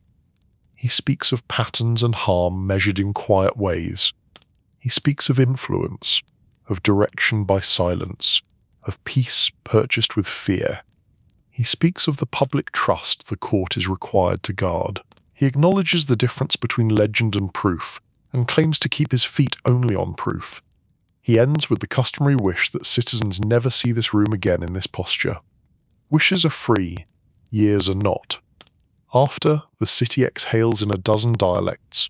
On television, analysts return to phrases they have rehearsed. On sidewalks, people shake their heads in ways that mean I have a lot to say and will say none of it out loud.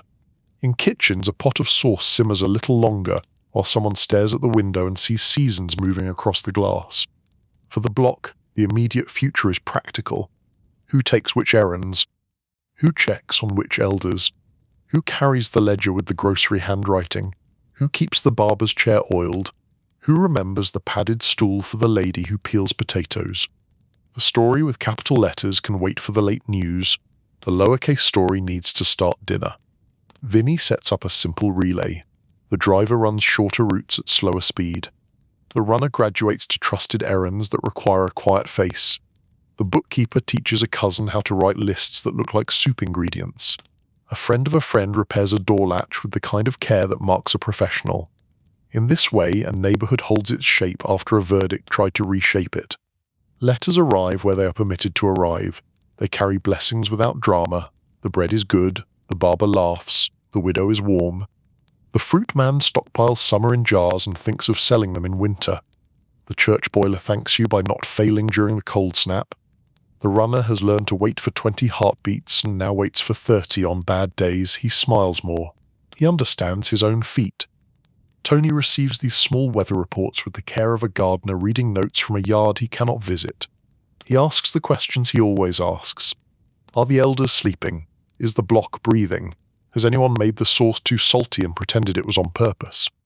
He does not embellish the day with larger principle. He holds to his 2 words: simple, steady.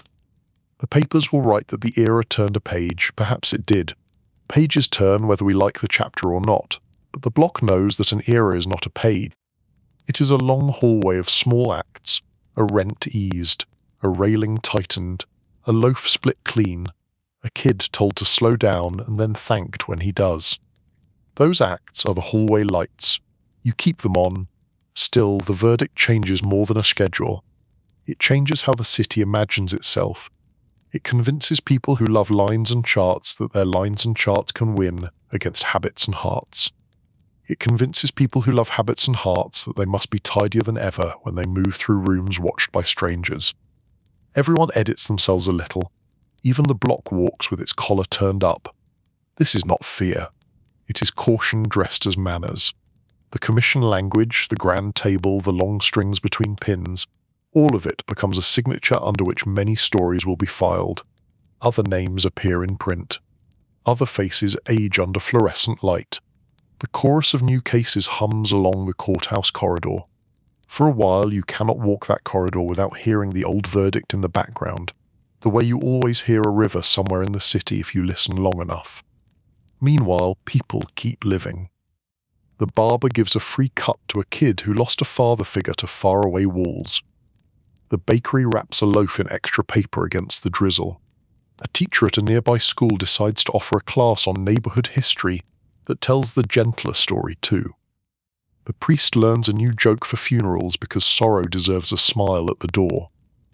Vinny sits with the runner at the nicked corner one evening and says the part he does not often say out loud.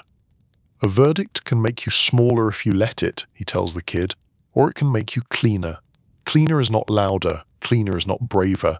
Cleaner is simply more deliberate with your hands and your words.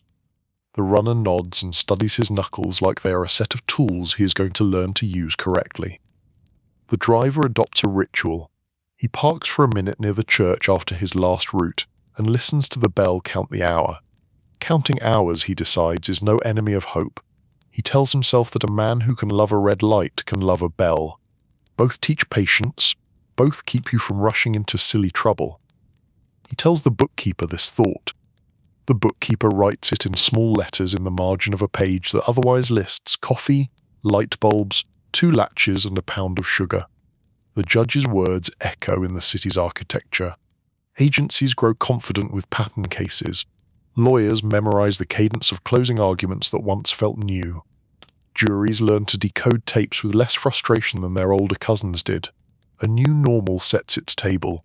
Plates are straight, forks gleam, nobody spills and pretends they did not. And still, under all that, the human music plays in C major. A grandmother teaches a recipe that uses onions like a patient instrument. A boy learns to lace his shoes without tearing the leather. A shopkeeper replaces a flickering bulb and feels like a magician. A couple argue about a rug, and then share a bowl of something warm and forget what the rug looked like. None of this is evidence. All of it is proof of life. On a late afternoon when clouds sit low and think deep thoughts, the club hosts a quieter crew than usual. No one pretends the verdict did not land.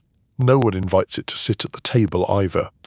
They talk about baseball, and about the barber's new oil can, and about the baker's experiment with a rye that tastes like a long story.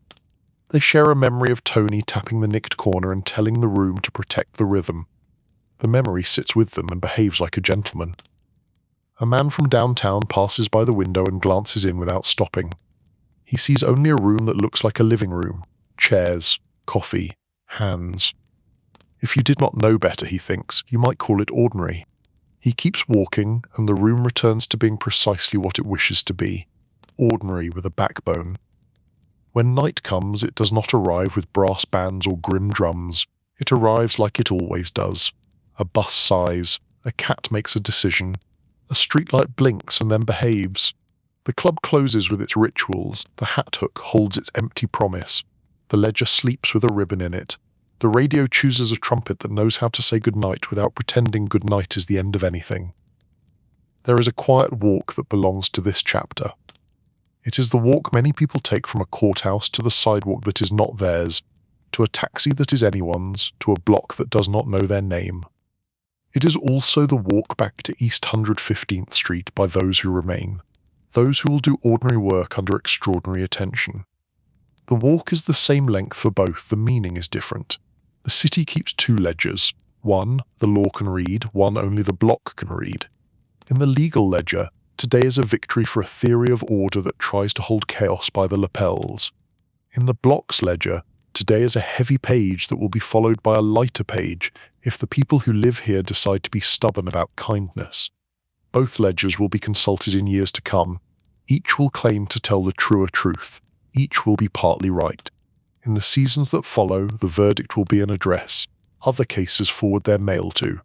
It will share a wall with other names. It will be footnoted in books and said aloud in classrooms. It will appear in documentaries where the lighting is solemn and the music is careful.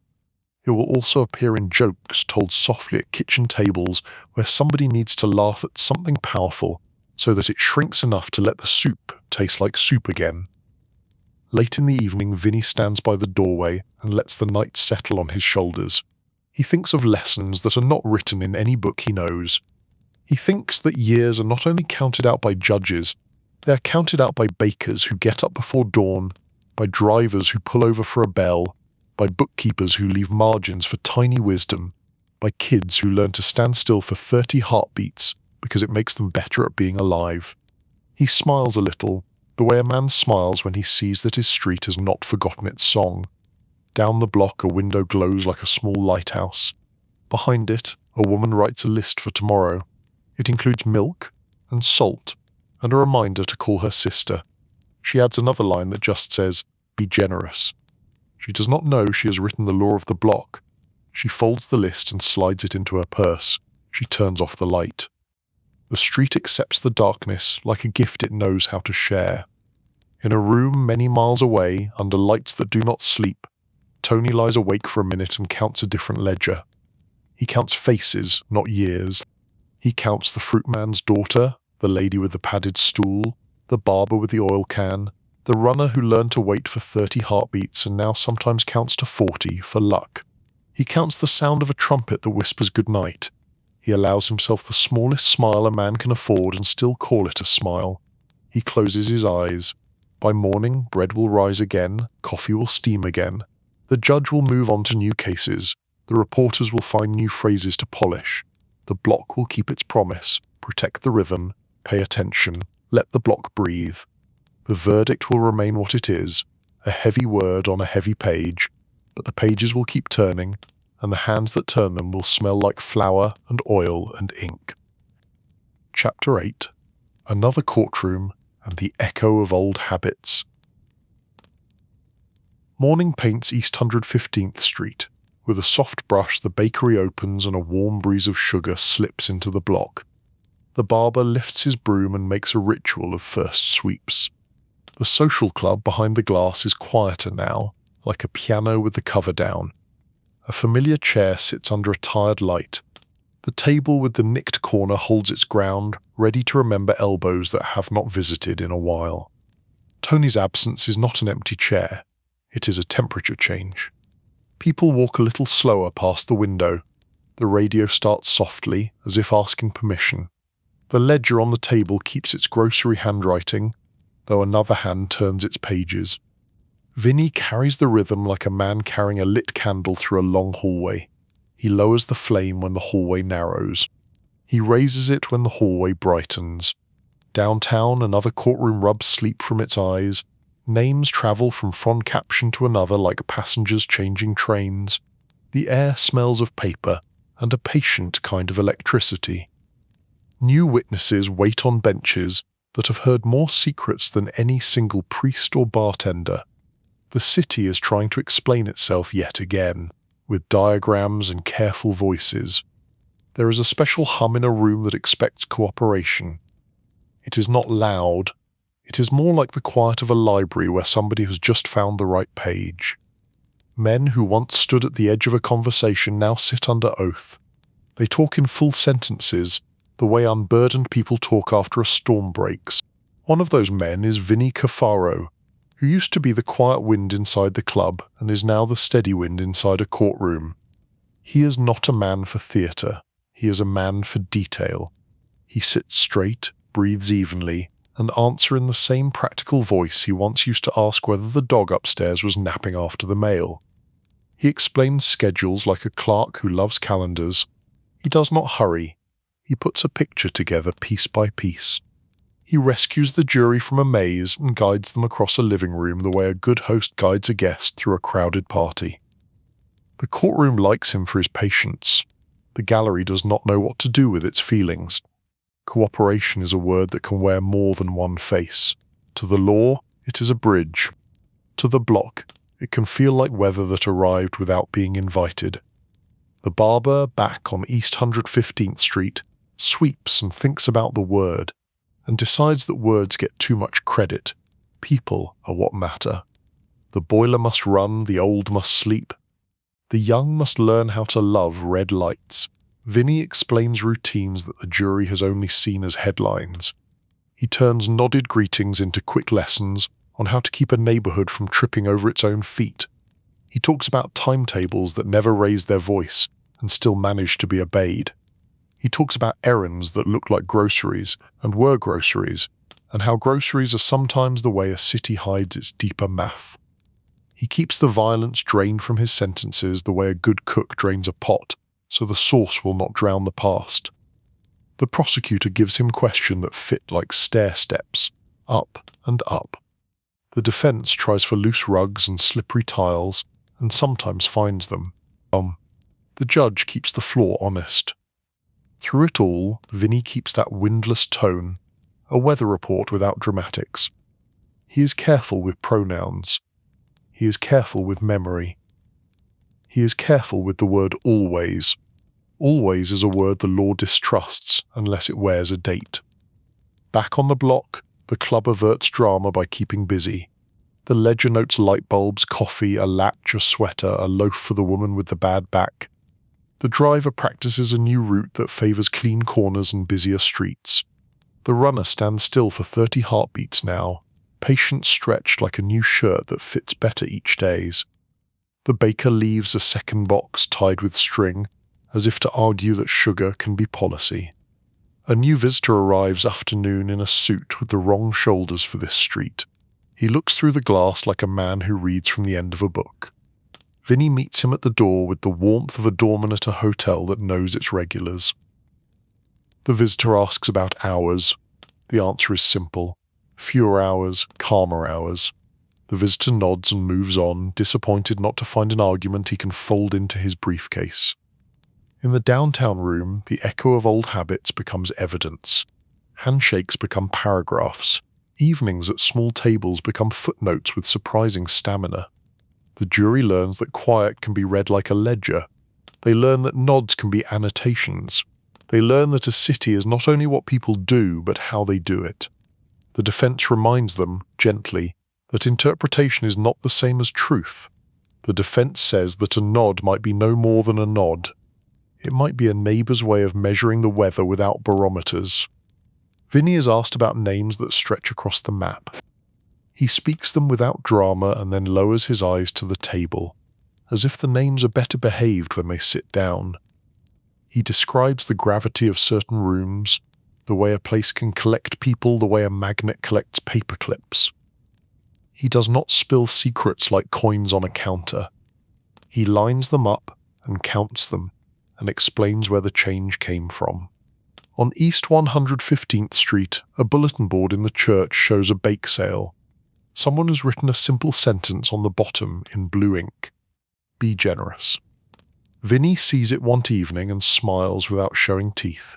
He buys 2 paper plates of cookies and leaves the money in a jar as if leaving a tip for good weather.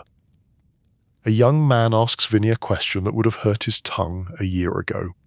He asks what it costs to be a witness under bright lights. Vinny answers by tying his shoelace and watching the traffic. He says the cost is never paid in nice currency. He says you pay in sleep, and in time, and in people who stop trusting your silence. He says you also pay with a lighter bag on your back, and that matters to a man's spine. The young man nods and decides to hold fewer opinions about things he has not done. In the courtroom, dates and times march past like a percussion line. A chart appears that looks like a family tree drawn by a cartographer. The jury learns vocabulary they never asked to learn. They watch Vinny outline how certain calls meant a window was open or closed, how visits followed a calendar that made sense once you learned the meter. He is never cruel, he is never flashy. He gives the room what it wants, which is order, and then he gives the room what it needs, which is context. Context is the city's favorite secret. Without it, a grocery list looks like a code. With it, a code looks like a grocery list. The judge knows this and allows more context than some judges would. The jury knows this and leans forward when the witness speaks about winter mornings and why certain corners are kinder at certain hours. The lawyers know this and argue over whether kindness is a disguise or simply kindness. Back at the club, a postcard arrives without a return address. It shows a beach somewhere warmer than New York in March. On the back is written a sentence that obeys the rules of good manners. Take care of the elders. Someone pins the card to the back wall near the old photo, where sunlight will make it whisper all afternoon. The defense introduces a witness who knew Vinny when the city was younger. He paints him as a man who liked neat piles of paper and long walks and the feeling of finishing a day with every promise kept. The point lands gently. The jury sees the man again, behind the cooperation, behind the chair. A person who used to carry errands on his shoulders now carries recollection. A person who used to hold a door open now holds a timeline open for the court. Evenings uptown keep their shape. The barber tells a joke that he has been saving for a funeral but decides to test on a Tuesday. The women at the church collect coins and cookies and chatter. The runner volunteers to set up tables and discovers that the best way to avoid talking too much is to carry chairs. The driver stands beside his car and listens to church bells count the hour as if the bells were a teacher he respects. The newspaper uses phrases like ripple effect and continuing prosecutions. It lists names that once lived in the same paragraphs as Tony and Vinny and now live under different headlines. The stories emphasize strategy. The block emphasizes dinner. The city runs both stories at once and still has room for a third, the small unreported one about a latch that no longer sticks on a back door that always needed two hands. In the downtown room, a day arrives when Vinny's testimony touches a nerve that no one expected. It is not a dramatic secret. It is a simple recollection about a schedule that intersected with a holiday. The detail shows a jury how habits wrap themselves around the calendar the way ivy wraps itself around a fence. The prosecutor smiles with his eyes. The defense sips water and keeps his pencil still. The judge's face does not change. The court reporter types like rain against a window. The echo of old habits reaches other rooms. A separate case begins 2 floors away with a similar script and a slightly different cast. Another case opens across the river with a different judge, who likes to ask questions first and save rulings for dessert. In each room, a witness who learned patience in smaller rooms describes how a city used to breathe and how that breath sounded to people who recorded it for a living. Vinny goes home at night, with the careful gait of a man who knows cameras can stare even when they are not blinking.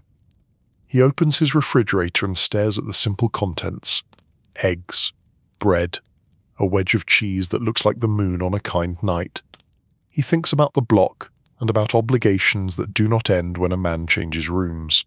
He sleeps lightly and dreams of calendars where every square is empty, and the only appointment is with a chair under a tree. In the morning he returns to the stand for a shorter round. The questions cover the gravel left behind by yesterday's trucks. He steps across, steady. He does not guess. He does not gift the room with more than it asked for. If a sentence does not improve the truth, he does not say it. When he steps down, the courtroom exhales so quietly that only the wooden rails seem to notice. The jurors take these days home like heavy coats they are not allowed to hang on just any hook. They keep their faces arranged on the subway and their hands spare of gestures. They arrive in kitchens where the news wants to ask them what they think and they say nothing, because that is what service looks like during a trial. They eat pasta. They sleep the sleep of people who are keeping a promise. Back on East 115th Street, the club leans even harder into ordinary. A boy needs a winter hat. Though winter is nearly done, a teacher asks for a spare extension cord. A light bulb dies on a landing at dusk, and the driver sprints up the stairs with one in his pocket, like a magician. The barber applauds quietly when the bulb warms to life. It is a small light. It feels like a large principle. A rumor arrives that a film crew wants to shoot on the corner. The block shrugs because cameras are only mirrors with better posture. Vinny says yes, but asks for gentle shoes and quiet voices. The crew behaves like guests at a wake. They pack up before dark and leave the corner the way they found it, with only the faintest smell of coffee blowing out of the social club door when it opens. As spring deepens, the cases downtown fold and unfold. Some settle into neat verdicts. Some require the careful explanations of juries who have learned to read the city's handwriting. Through it all, the name Cafaro sits in transcripts like a hinge. Doors swing on hinges, rooms connect. Stories that once refused to be told now insist on taking a seat. Vinny does not parade. He carries groceries for an elder and dries a dish and keeps his hat low. He sits at the nicked corner when the room is empty and taps it once with his knuckle, paying respect to a piece of wood that has listened longer than most men. He writes a line in the ledger that only he will understand. 2 hats Thursday. Then he scratches it out and writes a plainer note about coffee. Plain is safer, and in this season, safer is kinder. The runner asks about loyalty, a word that stands up straighter than most. Vinny says loyalty is not a tattoo, it is a toolbox. You open it and reach for patience, for decency, for silence when silence is a gift, and for speech when speech keeps a neighbor from harm.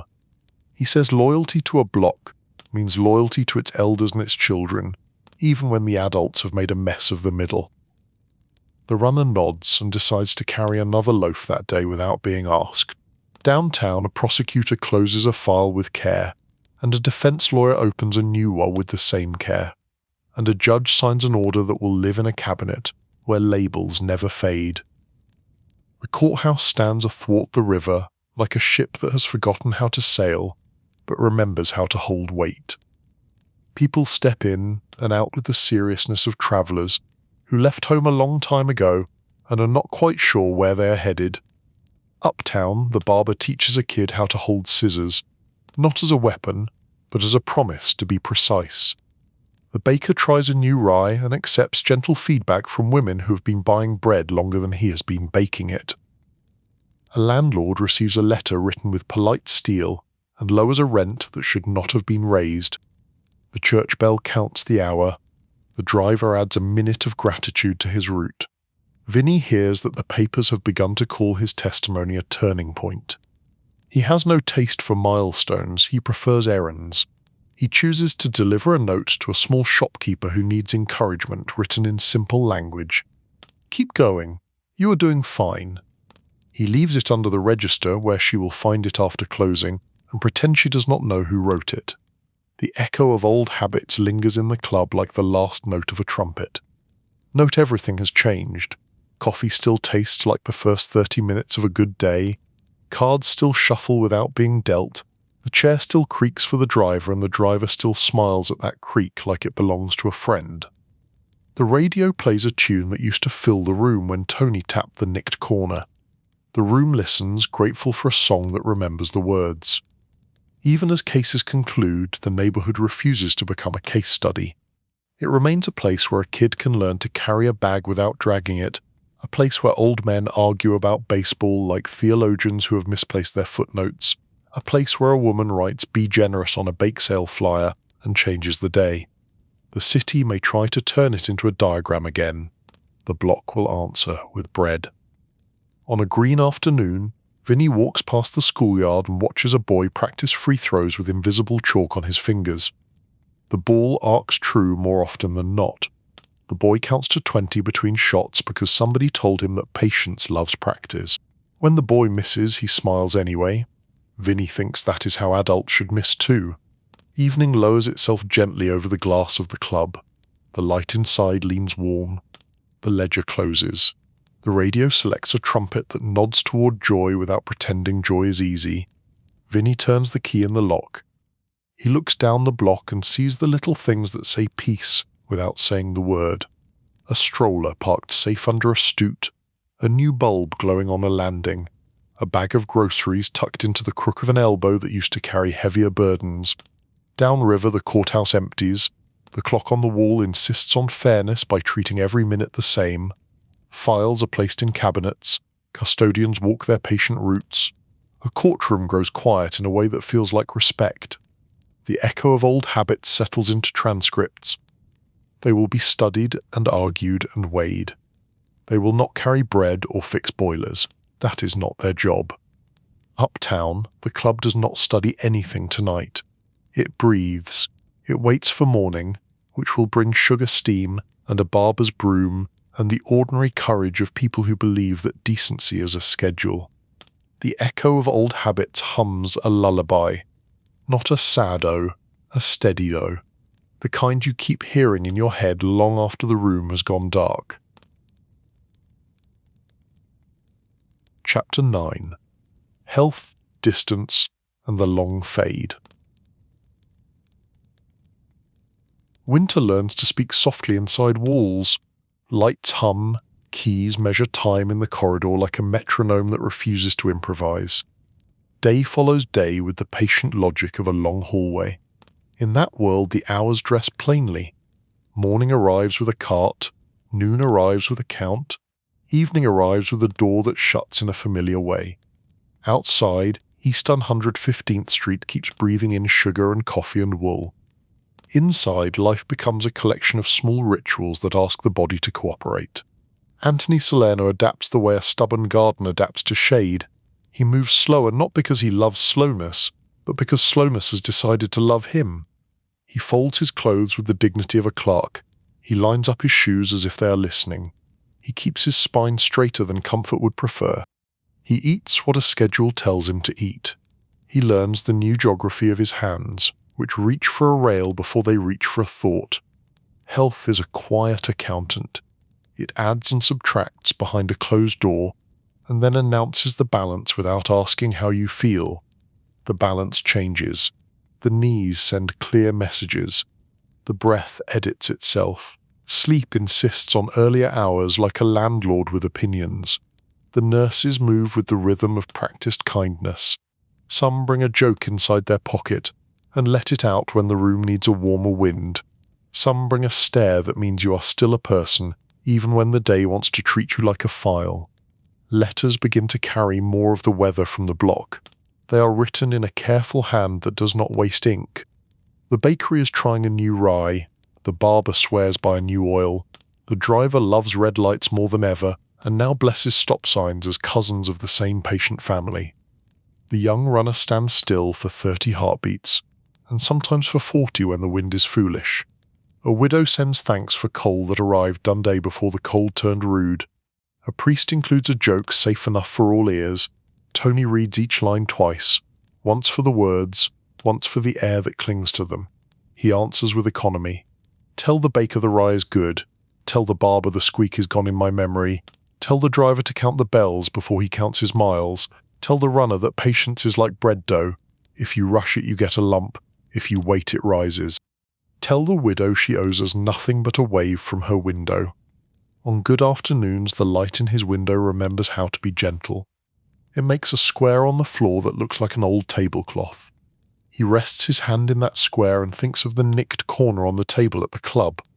He imagines the weight of elbows, the scrape of chairs, the low trumpet from the radio, the tiny ceremony of coffee poured into a thin cup. He does not indulge in sorrow. He treats memory like a tool and uses it to keep the day square. The body negotiates each day as if it were a contract that needs renewal at breakfast. Some mornings the hands agree, some mornings the lungs ask for better terms. Nurses nod like patient clerks. A doctor explains the math of aging with a voice trained for human ears. There are tests, there are pills, there are silences that do not last long because somebody always remembers a story about a baseball game or a winter where the snow decided to be kind. Visitors arrive with regulated cheer. They sit on chairs that are honest about their design. They talk about the block without making it sound like a museum. Vinny shows up when allowed and brings the same posture he brings to every room. Calm, not for show but for use. He calls the nurses by name. He asks about the dog of a guard who thought nobody listened. He keeps the talk simple and steady. Bread, boilers, the barber, the kid who learned to wait, the church bell that counts hours like a gentle librarian's. Sometimes, when the corridor is quiet and the window has decided to be generous, Tony tells a story that sounds like a street told by a river. He speaks about a winter dock where fishermen knew the art of standing still. He speaks about a young man who mistook speed for strength and learned to love red lights. He speaks about the value of exact change. He does not speak about anger. Anger is a wasteful fuel. He prefers the kind that keeps a room warm without filling it with smoke. The calendar turns. The case that tried a table has moved into history books that smell like new glue. The city finds other pages to read. The block continues to be a block. A new boy counts coins on a crate. A new barber apprentice learns to stand with a broom until the broom learns hymns. The baker perfects the rye and admits that the secret is time. The church bell remains the church bell. The fruit man tells his daughter that work is work, and kindness is extra work you get paid for later. Tony has moved to a place designed for bodies that need more watching. A federal medical center in a distant city, quiet as a library and bright as a clinic. The hallway smells like soap and patience. The air carries the sound of wheels rolling slow to avoid the soft thunder of complaint. Nurses speak a language that mixes science and sympathy. The rooms have windows that frame the sky with rectangular manners. Springfield is a word that tastes like grass even when you cannot leave the building. He learns the new geography of these corridors. He counts the steps from bed to window, from window to chair, from chair to the place where a nurse checks his pulse with a touch that says, "I see you." He learns that breakfast sounds different in a place where hope is measured in ranges and progress is a day without new pain. He learns that silence can be kind if you let it sit next to you and share the chair. The letters follow him. So do the voices of people who have learned to write with restraint. The driver says the bell has a richer tone in spring. The barber says the new oil is a miracle and admits he might be in love with a tool. The young runner says he stood still for a full minute and a half one day and came out of it wiser and lighted. The priest says the church boiler is not only warm, it is proud. The widow says she can reach the second shelf now without pain because of the padded stool, and she sometimes sits just to sit because everything deserves a rest. He reads, then closes his eyes and walks the block in his head. He checks the door latches, he checks the railings. He imagines writing a letter to a landlord with polite steel. He nods to the woman watering her geraniums. He leaves exact change at the fruit stand and asks about a mother who is everybody's mother. He listens to a bus sigh. He tips his hat to a cat. He returns to the club and taps the nicked corner. In the room of his thoughts, the radio knows which trumpet to find. Health continues its math. Some days the balance sheet tilts toward comfort. Some days toward effort. The nurses keep their small holy rituals, a blanket straightened, a glass placed where it should be, a sentence that limits fear by giving it a clear border. A doctor explains how hearts argue with clocks. Tony nods. He has argued with clocks. He knows you never win, but you can negotiate. He adopts a practice. Each morning, before the first cart rattles by, he tells himself 3 instructions. Keep it simple, keep it steady, keep it kind. He says the words in a voice low enough to belong to prayer and ordinary enough to belong to a shopping list. The words are a rail he can grip without looking down. On rough mornings he says them twice. On softer mornings he hums them under his breath and allows himself the comfort of having nothing new to invent. Visitors from far away send news that does not ask the body for anything. A cousin from the Bronx writes about a market where the cheese smells like home. A kid from the block, grown into a decent man, writes about a first baby who sleeps with one hand raised as if claiming a seat in the world. A teacher writes about a class where kids, were asked to draw the block they love, and half of them drew a storefront with a light that looks exactly like the club at night time. In a medical place is built from steps that repeat: check, test, count, rest. A therapist suggests small walks. He does them like a soldier with a private war. 10 steps to the window, 10 steps back, 10 more on a good day. He treats every small lap as if it were a full turn around the old neighborhood. He reaches the end and pretends to buy an orange with exact change. He imagines the weight of it in his palm. He imagines handing it to a kid and saying, "Share." One afternoon, a nurse asks him about the hat she has seen in a photograph on a bedside table. He tells her it was not a hat so much as an expression. It kept the weather off and sent a message that no one needed to be afraid of a voice raised for no reason. He says a hat can broadcast calm if you teach it how. The nurse smiles and says she will try that with her own life. Calm looks good on everyone. Another day, a young doctor asks what the secret is to keeping a room from breaking into worries. Tony says, keep people busy with useful tasks and pour coffee. He says good conversation is not about news, it is about names. Ask about a mother. Ask about a child. Ask about a dog or a plant that will not learn to behave. He says if you put bread on the table and keep the radio low, the room will look after itself. The distance between East Harlem and Springfield is measured in more than miles. It is measured in sounds. The block vibrates with horns and boots and the small theatre of busy sidewalks. The medical center vibrates with rubber soles and wheels and the quiet decisions of people who carry charts. Yet in both places there is the same stubborn trust in routine. That trust keeps panic from becoming policy. Summer leans in. The letters say hydrants offer brief rain to children who run with open mouths. The barber hangs a little sign that says cool inside and means it. The bakery closes early on the worst afternoons and reopens just in time for evening bread and soft talk. The driver parks under a tree near the church and counts leaves until the bell tells him to keep moving. The runner turns errands into exercise and grows into his shoes. The fruit man cuts a melon with reverence and sends a slice to a widow who insists she will return the plate and actually does. Tony writes back in short lines that fit on webpage. The melon story is good. The hydrants are the same as ever, generous and loud. Tell the baker to rest on Sundays for a while. Tell the barber to teach a kid how to cut hair on a doll first. Tell the driver that gratitude is a kind of fuel. Tell the runner that patience has cousins named accuracy and decency. Invite them for dinner when they visit. Dinner will consist of memory and perspective, and maybe a cookie the nurses do not see. There are nights when sleep takes the scenic route. On those nights he watches the ceiling and listens to the building breathe. He imagines he is sitting on the bench near the club, where the length of a block can be judged by the length of a bus sigh. He thinks of names, titles, names, people who taught him about small duty. A barber who opens early for a widow, a landlord who listens to polite steel, a priest who understands that a joke is a sacrament in certain seasons. A kid who learned that standing still is not the same as being stuck. His own name appears in papers now only when a writer feels the need to rehearse the old titles.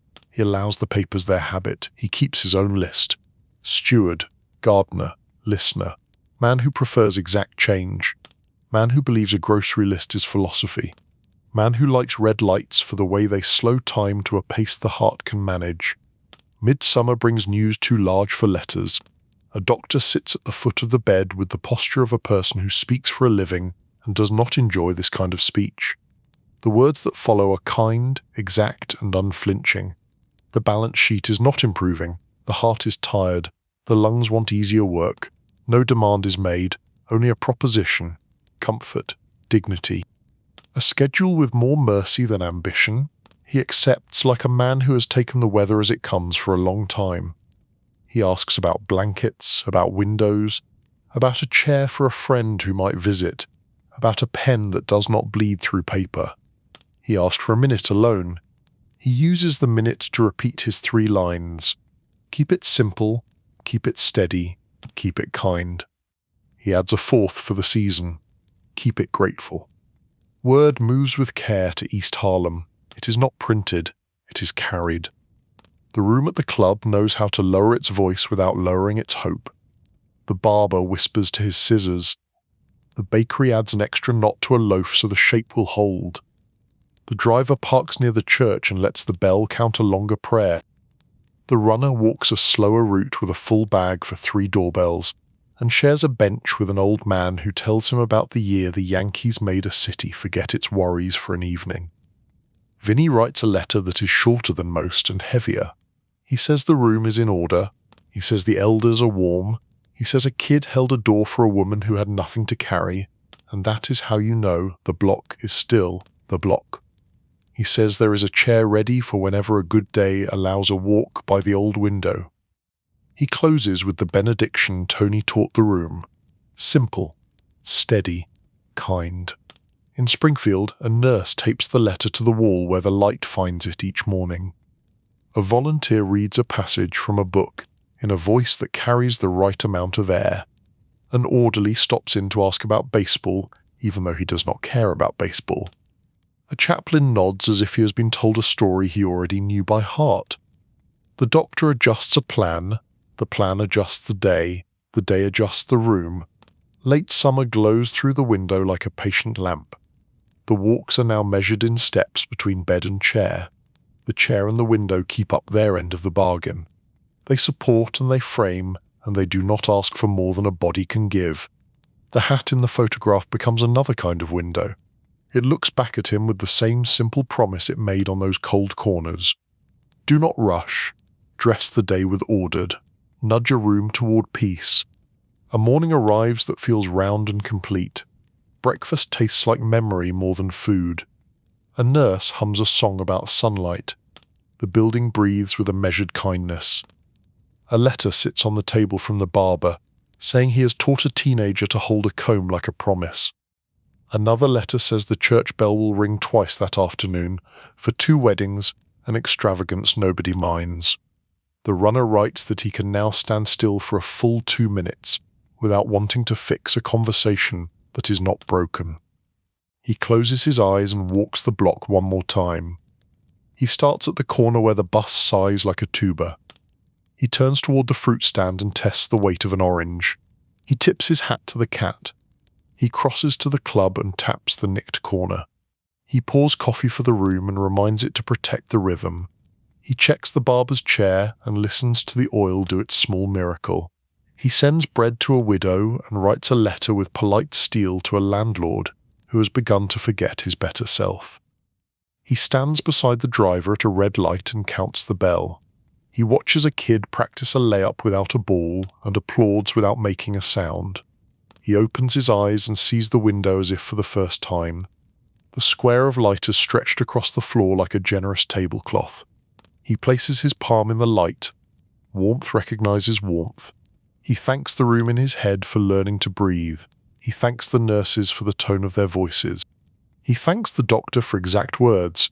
He thanks the block for stubborn decency. He thanks the hat in the photo for its service. He thanks bread for being bread. He thanks red lights for being teachers. Time, which had been pacing at the far end of the hall, steps closer. It does not raise its voice. It does not bang on the door. It simply nods like an usher at the end of a long performance. He nods back with the expert modesty of a man who has closed 1,000 rooms without scraping a chair. He sits easier. He breathes the way a city breathes when snow finally stops and the ploughs have done their careful work. The afternoon drifts. Somewhere a bell rings on a campus he has never seen. Somewhere a ball game plays to people who need a distraction. Somewhere a barber jokes with a kid and the kid learns the shape of a future. Somewhere a baker pulls a loaf and hears the good hollow knock. Somewhere a priest laughs at his own joke and pretends not to. Somewhere a runner stands still and feels the floor hold him like a promise. July in the outside world is a lemonade month. It asks people to sit on stoops and forgive the heat. In Nun Room in Springfield, the air rests like a hand on a shoulder. The nurses maintain their soft parade. The doctor reviews a chart with real respect. A chaplain pauses in the doorway and lets the silence work. The day becomes evening with the least possible drama. Word travels later that Tony has taken the longest walk there is, The one no map bothers to print. The message is simple and stern and kind. He passed in the summer at the Federal Medical Center in Springfield. The block does what blocks do. It lowers its voice. It raises its effort. It writes lists that look like groceries and are actually liturgy. It tells 100 small stories about a hat and a table and a barber and a boiler and a bell. It decides to treat grief not as a holiday, but as a workday for the heart. In East Harlem, the club is a room again. It remembers him without turning into a museum. The table with the nicked corner holds more elbows. The radio finds a trumpet that learned to be gentle without becoming dull. Vinny stands at the door and lets people enter the way a doorman lets weather in, with a nod that says we will be fine if we follow the rules of courtesy. The baker brings a loaf tied with string. The barber arrives with his oil. The driver parks near the church and counts the bell before joining the others. The runner sets a chair where an older man can see the window. No speeches, only a series of sentences about useful things. The widow is warm. The fruit stand needs a new latch. The church is collecting for a family that fell on hard luck. The kid who learned to stand still is ready for more responsibility. The ledger opens with grocery handwriting and welcomes another careful line. The hat hook holds its empty promise with grace. There is a moment that belongs to the room alone. It is not grand. It is exactly right. Vinny taps the nicked corner with 2 knuckles. The sound is a small bell. The men breathe out and then in, and the rhythm resumes. Simple, steady, kind, grateful. 4 words, enough to carry a block into whatever weather waits around the corner. Outside, night arrives with its usual respectful posture. A bus sighs. A cat makes the safe choice. A window glows with the color of company. The street accepts the weight of memory and carries it, like an older brother carries a sleeping child. No struggle, no show, just care. The city is good at that when it remembers. In Springfield, a nurse finishes paperwork with a neat hand and pauses to think about the man who said a hat can broadcast calm. She decides she will buy a hat. In the Bronx, a cousin leaves a slice of cheese out of the refrigerator long enough to taste like a story and smiles. In the club, the radio chooses a trumpet that says thank you without needing applause. The block will go on counting bells and fixing latches and treating red lights like teachers. It will send bread to doors where bread is medicine. It will write letters with polite steel. It will teach kids that patience is a family of virtues and that accuracy and decency are the cousins who visit most often. It will remember a man who called himself a steward and who believed a grocery list could hold a city together if people read it with care. On a quiet morning soon after, the church bell counts the hour. The driver listens as if the bell has been promoted. The barber opens the shop and sweeps the already clean floor. The baker ties string around a loaf with the precision of a tailor. The runner carries 3 small bags to 3 doorbells and does not wait to be thanked. Vinny stands in the doorway of the club and watches the block perform its ordinary miracle. He nods to the world in the tone of the man he served. Protect the rhythm. Pay attention. Let the block breathe. Chapter 10. The storefront remains. Years fold themselves into the grain of a block. New hands grip old rails. New voices inherit the corners where the air turns. On East 115th Street the storefront sits, the way it always has, a calm punctuation mark between sentences the city keeps writing. The glass holds a familiar light. The floor remembers old footsteps in its quiet bones. People pass who never knew, a man with a hat and a cigar, and people pass who could draw the hat from memory. The storefront remains, not as a shrine and not as a secret, but as a room where ordinary has learned dignity. Morning arrives with sugar and steam. The bakery door opens as if pulled by a gentle magnet. The barber sweeps the already clean floor because tradition is a kind of hygiene. The church bell counts an hour that belongs to everyone. The club keeps its quiet, a living room more than a stage. The table with the nicked corner still stands its patient watch. Once in a while a forearm settles there and feels the old anchor point, and the arm relaxes as if in conversation with a friend who never forgot your name. Vinny carries keys that weigh the same as they always did, though the metal is newer. He opens the door with the same care he once used to fold a schedule. He places a simple cup on the table and checks the latch on the back door. He flips the radio to a station that respects trumpets. He moves deliberately through the room, a steward making sure the room remembers how to be itself. The hat hook waits, polite, content to hold nothing today. The young runner is no longer a runner. He has become the man who stands still for a full minute before deciding where to stand next. His cap fits less tight. His shoulders carry more sense. He has learned that errands are sermons when done with care. He speaks in a limestone voice shaped by years of calm and a few seasons of necessary silence. He keeps the ledger neat in a hand that still prefers the grocery style. Light bulbs, coffee, a latch, a sweater, a loaf. The city can call it what it wants. He calls it a day well kept. The block has changed in the way healthy blocks change, families shuffle, languages braid. A new shop sells spices that turn the air into a geography lesson. A mural covers a stubborn wall with a story about hands passing bread through seasons. Kids on scooters draw bright punctuation marks down the sidewalk, and the old men argue baseball with the patience of historians who enjoy being slightly wrong in public. Film crews visit sometimes, polite as guests who want a photograph with good manners. They ask for afternoon light and leave footprints shaped like cables and caution. Vinny nods, lets them work, and reminds them that the block is a living room. Please wipe your feet on your way in. Please speak softly to the air. Please remember that a window has moods. They thank him. They keep the volume low. When they go, the block exhales and returns to its language of bread and greetings. On certain days, strangers pause at the glass and press curiosity to the pane. A guidebook might have sent them to look at a piece of history. They expect a plaque. They find instead a room that smells of coffee and effort, a radio that trusts horns, a table that does not brag about the elbows it has held. If someone steps inside, they are received the way a library receives a child who promises to whisper.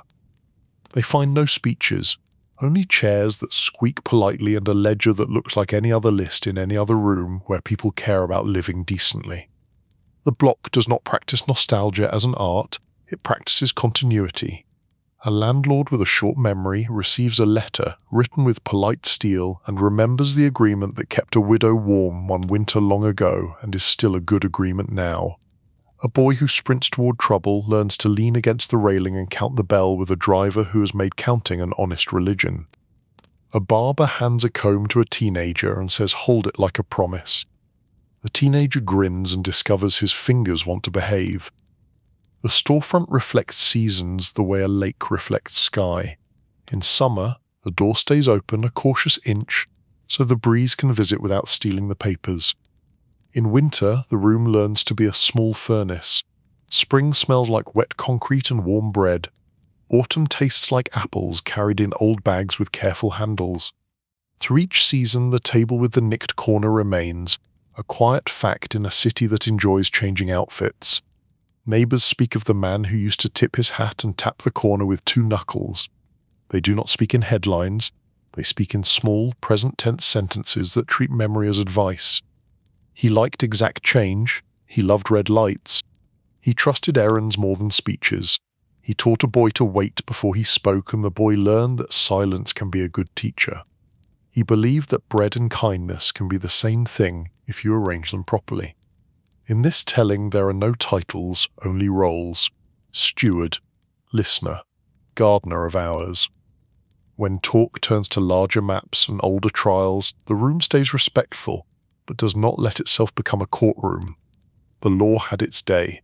The block has every day. People learned what they learned.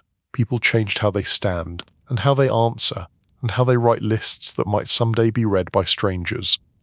The storefront remains a place where a neighborhood puts its shoulders into decency and lets history take care of itself outside the door. The church bell earns more attention than it used to. The driver touches the brim of a cap that is not a hat and counts the notes with the precision of a man who has fought impatience and won just enough battles to feel better about his temper. He shares the practice with a kid who has never met a payphone and never will. The kid counts along, first as a favor, then as a habit, then as a preference. He learns that counting is a cousin of listening. Some afternoons, light falls through the window like a promise. It lands across the old table like a soft tablecloth. Vinny pauses and places his palm in the light. It is not ceremony, it is posture. Then he moves on to the latch, the ledger, the radio. The room appreciates his devotion to simple tasks. He is the sort of man a room trusts with its temperature. A woman with strong hands and a wiser back now sits on a padded stool to peel potatoes. She sends a small folded thank you through the door once a year, written in large cursive with stern kindness. Thank you for not forgetting the small things. The ledger records the note with one line, potatoes safe.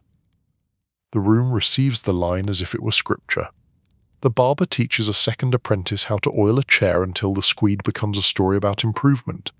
He says oil is a promise that tomorrow will not ignore yesterday. He tells the kid to treat hair like a cloud and hands like weather. They both laugh. The apprentice learns to keep the broom moving in a rhythm that respectfully answers the street's tempo. Not far from the club, a school class files past on a field trip about neighborhood history. The teacher speaks gently about the block as an organism. She points to the bakery steaming patience into the air, to the barber practicing inherited courtesy, to the church bell that refuses to give up on shared time, to the storefront that has been a living room for people who believe in modest solutions. She tells the children that hero is a word that fits badly on shoulders made for sweaters. Steward fits better. They nod like small judges who have handed down a good sentence. In the afternoons, an older man who once drove circuit routes parks near the church and rests his hands in his lap. He watches shadows draw their slow map down the block. Once in a while he closes his eyes and hears an engine that is not his and a bell that is everyone's. He breathes like a metronome. He considers all the hours he has given to waiting and feels rich. Evenings host small theatre. A kid makes a sidewalk speech about a basketball team, using his arms like punctuation. A grandmother calls a second-floor window and a voice answers with the comfort of home. A cat makes a decision in public and receives polite applause from a row of astute philosophers. The storefront casts a rectangle of warm light onto the sidewalk, like a simple blessing. The door opens and closes with the quiet clicks of a librarian's daydream. Once, on a drizzly night, two men in suits with the wrong shoulders return and stand across the street rehearsing interest. They are not unkind, they are out of tune. The room recognizes the melody and chooses to lower the volume rather than change the song. Vinny shifts a chair. The runner, now a man with a steadier gaze, shortens a conversation. The radio finds a trumpet that respects rain. The men move on without a story to carry away. The city keeps inviting the block to argue with its own reflection. The block declines on principle. It chooses chores. It chooses errands that make a polite difference. It chooses letters written with steel dipped in respect. It chooses to count bells and red lights and the number of times a door opens for someone who prefers to carry pride more than groceries. Inside the room, a photo on the back wall continues to curl at the edges in a beautiful way, as if memory wants to show you it has been handled. A new postcard joins it, a picture of a beach sent by a cousin who swears the water tastes like oysters and laughter. On the back, a line that says, "Be generous." The room is already trying. It keeps the instruction on the wall where the light can read it every morning. The ledger collects marginalia that look like recipes for weather. Hat day, 2 hats. No hats. Coffee before talk. Light bulb for back stair. Call from priest. Bread to 3rd floor. Threaded through are the old reminders that once carried a city through heavier seasons. Keep it simple. Keep it steady. Keep it kind. Keep it grateful. When the day tries to rush, the ledger asks it to walk. A man in his middle years who grew up in the neighborhood returns after a decade away and stands in the doorway like a person who does not trust his own eyes. He sees the table, the nick, the cup, the radio, the ledger. He laughs softly and wipes his eyes with the heel of his hand. He says he used to think calm was boring. Then he tried chaos. He asks if the club needs anything. Vinny hands him a small list, a latch, 2 bulbs, coffee. He leaves smiling because the list feels like a map back to himself. The block is working class and proud of it. Pride does not strut. Pride shows up 5 minutes early and stays to stack chairs. Pride carries soup up a narrow stair and does not mention it later. Pride writes a letter that makes a landlord find his better self. Pride puts on a coat and holds a door in winter. Pride buys the first melon of summer and takes the second slice to a neighbor who always returns plates. When the city changes its clock by law and the sun decides to agree reluctantly, the storefront adjusts with patience. Morning glows inside the glass at a new hour. Evening sits a little later on the sill. People step in and someone says the time is a suggestion anyway. The radio nods and finds a song that has kept good time for half a century. On a warm Saturday, the church holds a fair in the lot, a small carnival of generosity. The club sends a folded table and 2 willing backs to carry it. The barber provides free trims for kids who agree to promise their mothers that they will wear hats in winter. The bakery donates loaves tied with string that look like gifts and taste like community. Vinny arranges the booth so the line moves with dignity. The ledger receives a new entry later that reads like a prayer. Fewer worries today. There are nights when the city tells old stories about grand tables and famous trials. A documentary plays somewhere with solemn music, and a narrator who likes the sound of his own certainty. Someone in the room clicks the volume down. The narrator continues on a smaller scale, less convinced of himself.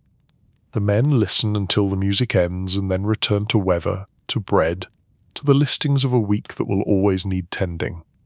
One autumn afternoon, a tourist in comfortable shoes asks an unhelpful question. Is this the place where power lived? The runner, now the listener with a ledger, answers with a sentence shaped like a broom. Power lived in the city. This is where routine lived. Routine kept the old warm and the young from tripping over their own hurry. The tourist nods, blinks at the simplicity, and takes a photograph of the door as if the door were a teacher. He is determined to remember.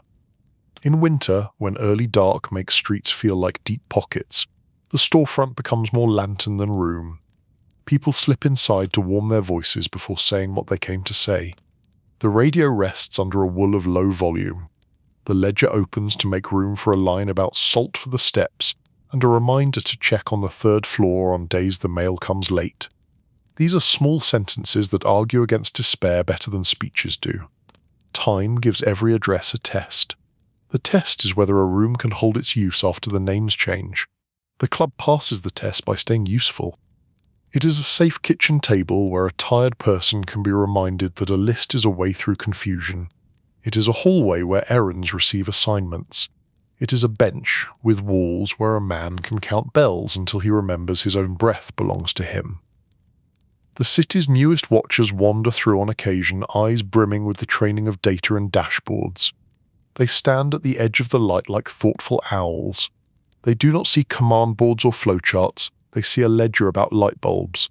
They see a box tied with string. They see men who have chosen moderation as a craft. Some of them leave puzzled. Some of them leave relieved. A few of them leave with a new softness in their posture that they will not take credit for. Stories continue to arrive from far branches of the old tree. A cousin in the Bronx swears the best cheese still needs to breathe before it sings.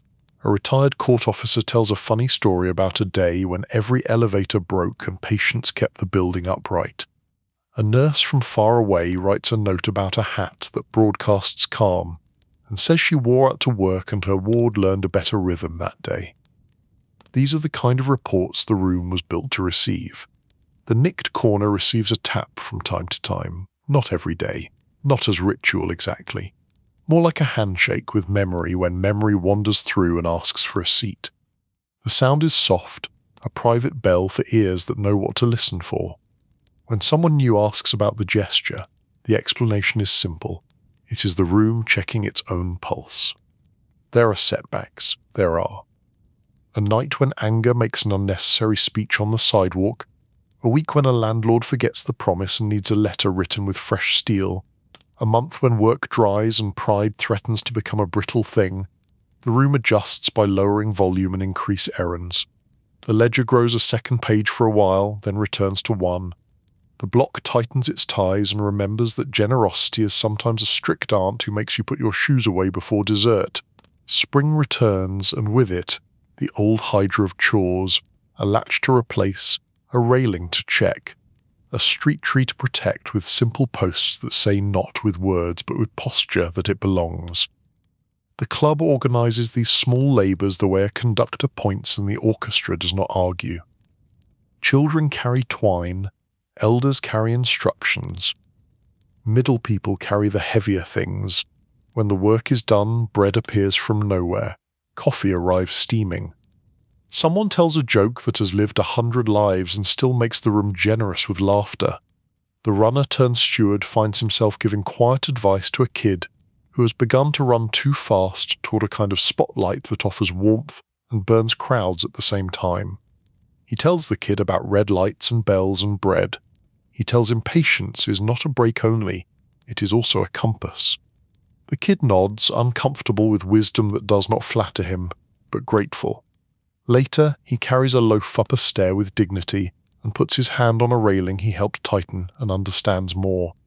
Dust motes in the afternoon light dance like a minute parade above the table. The radio picks a trumpet that remembers the old lessons without repeating them like a scold. A man stops by with a petition about a new bench in a small park. The room supports it.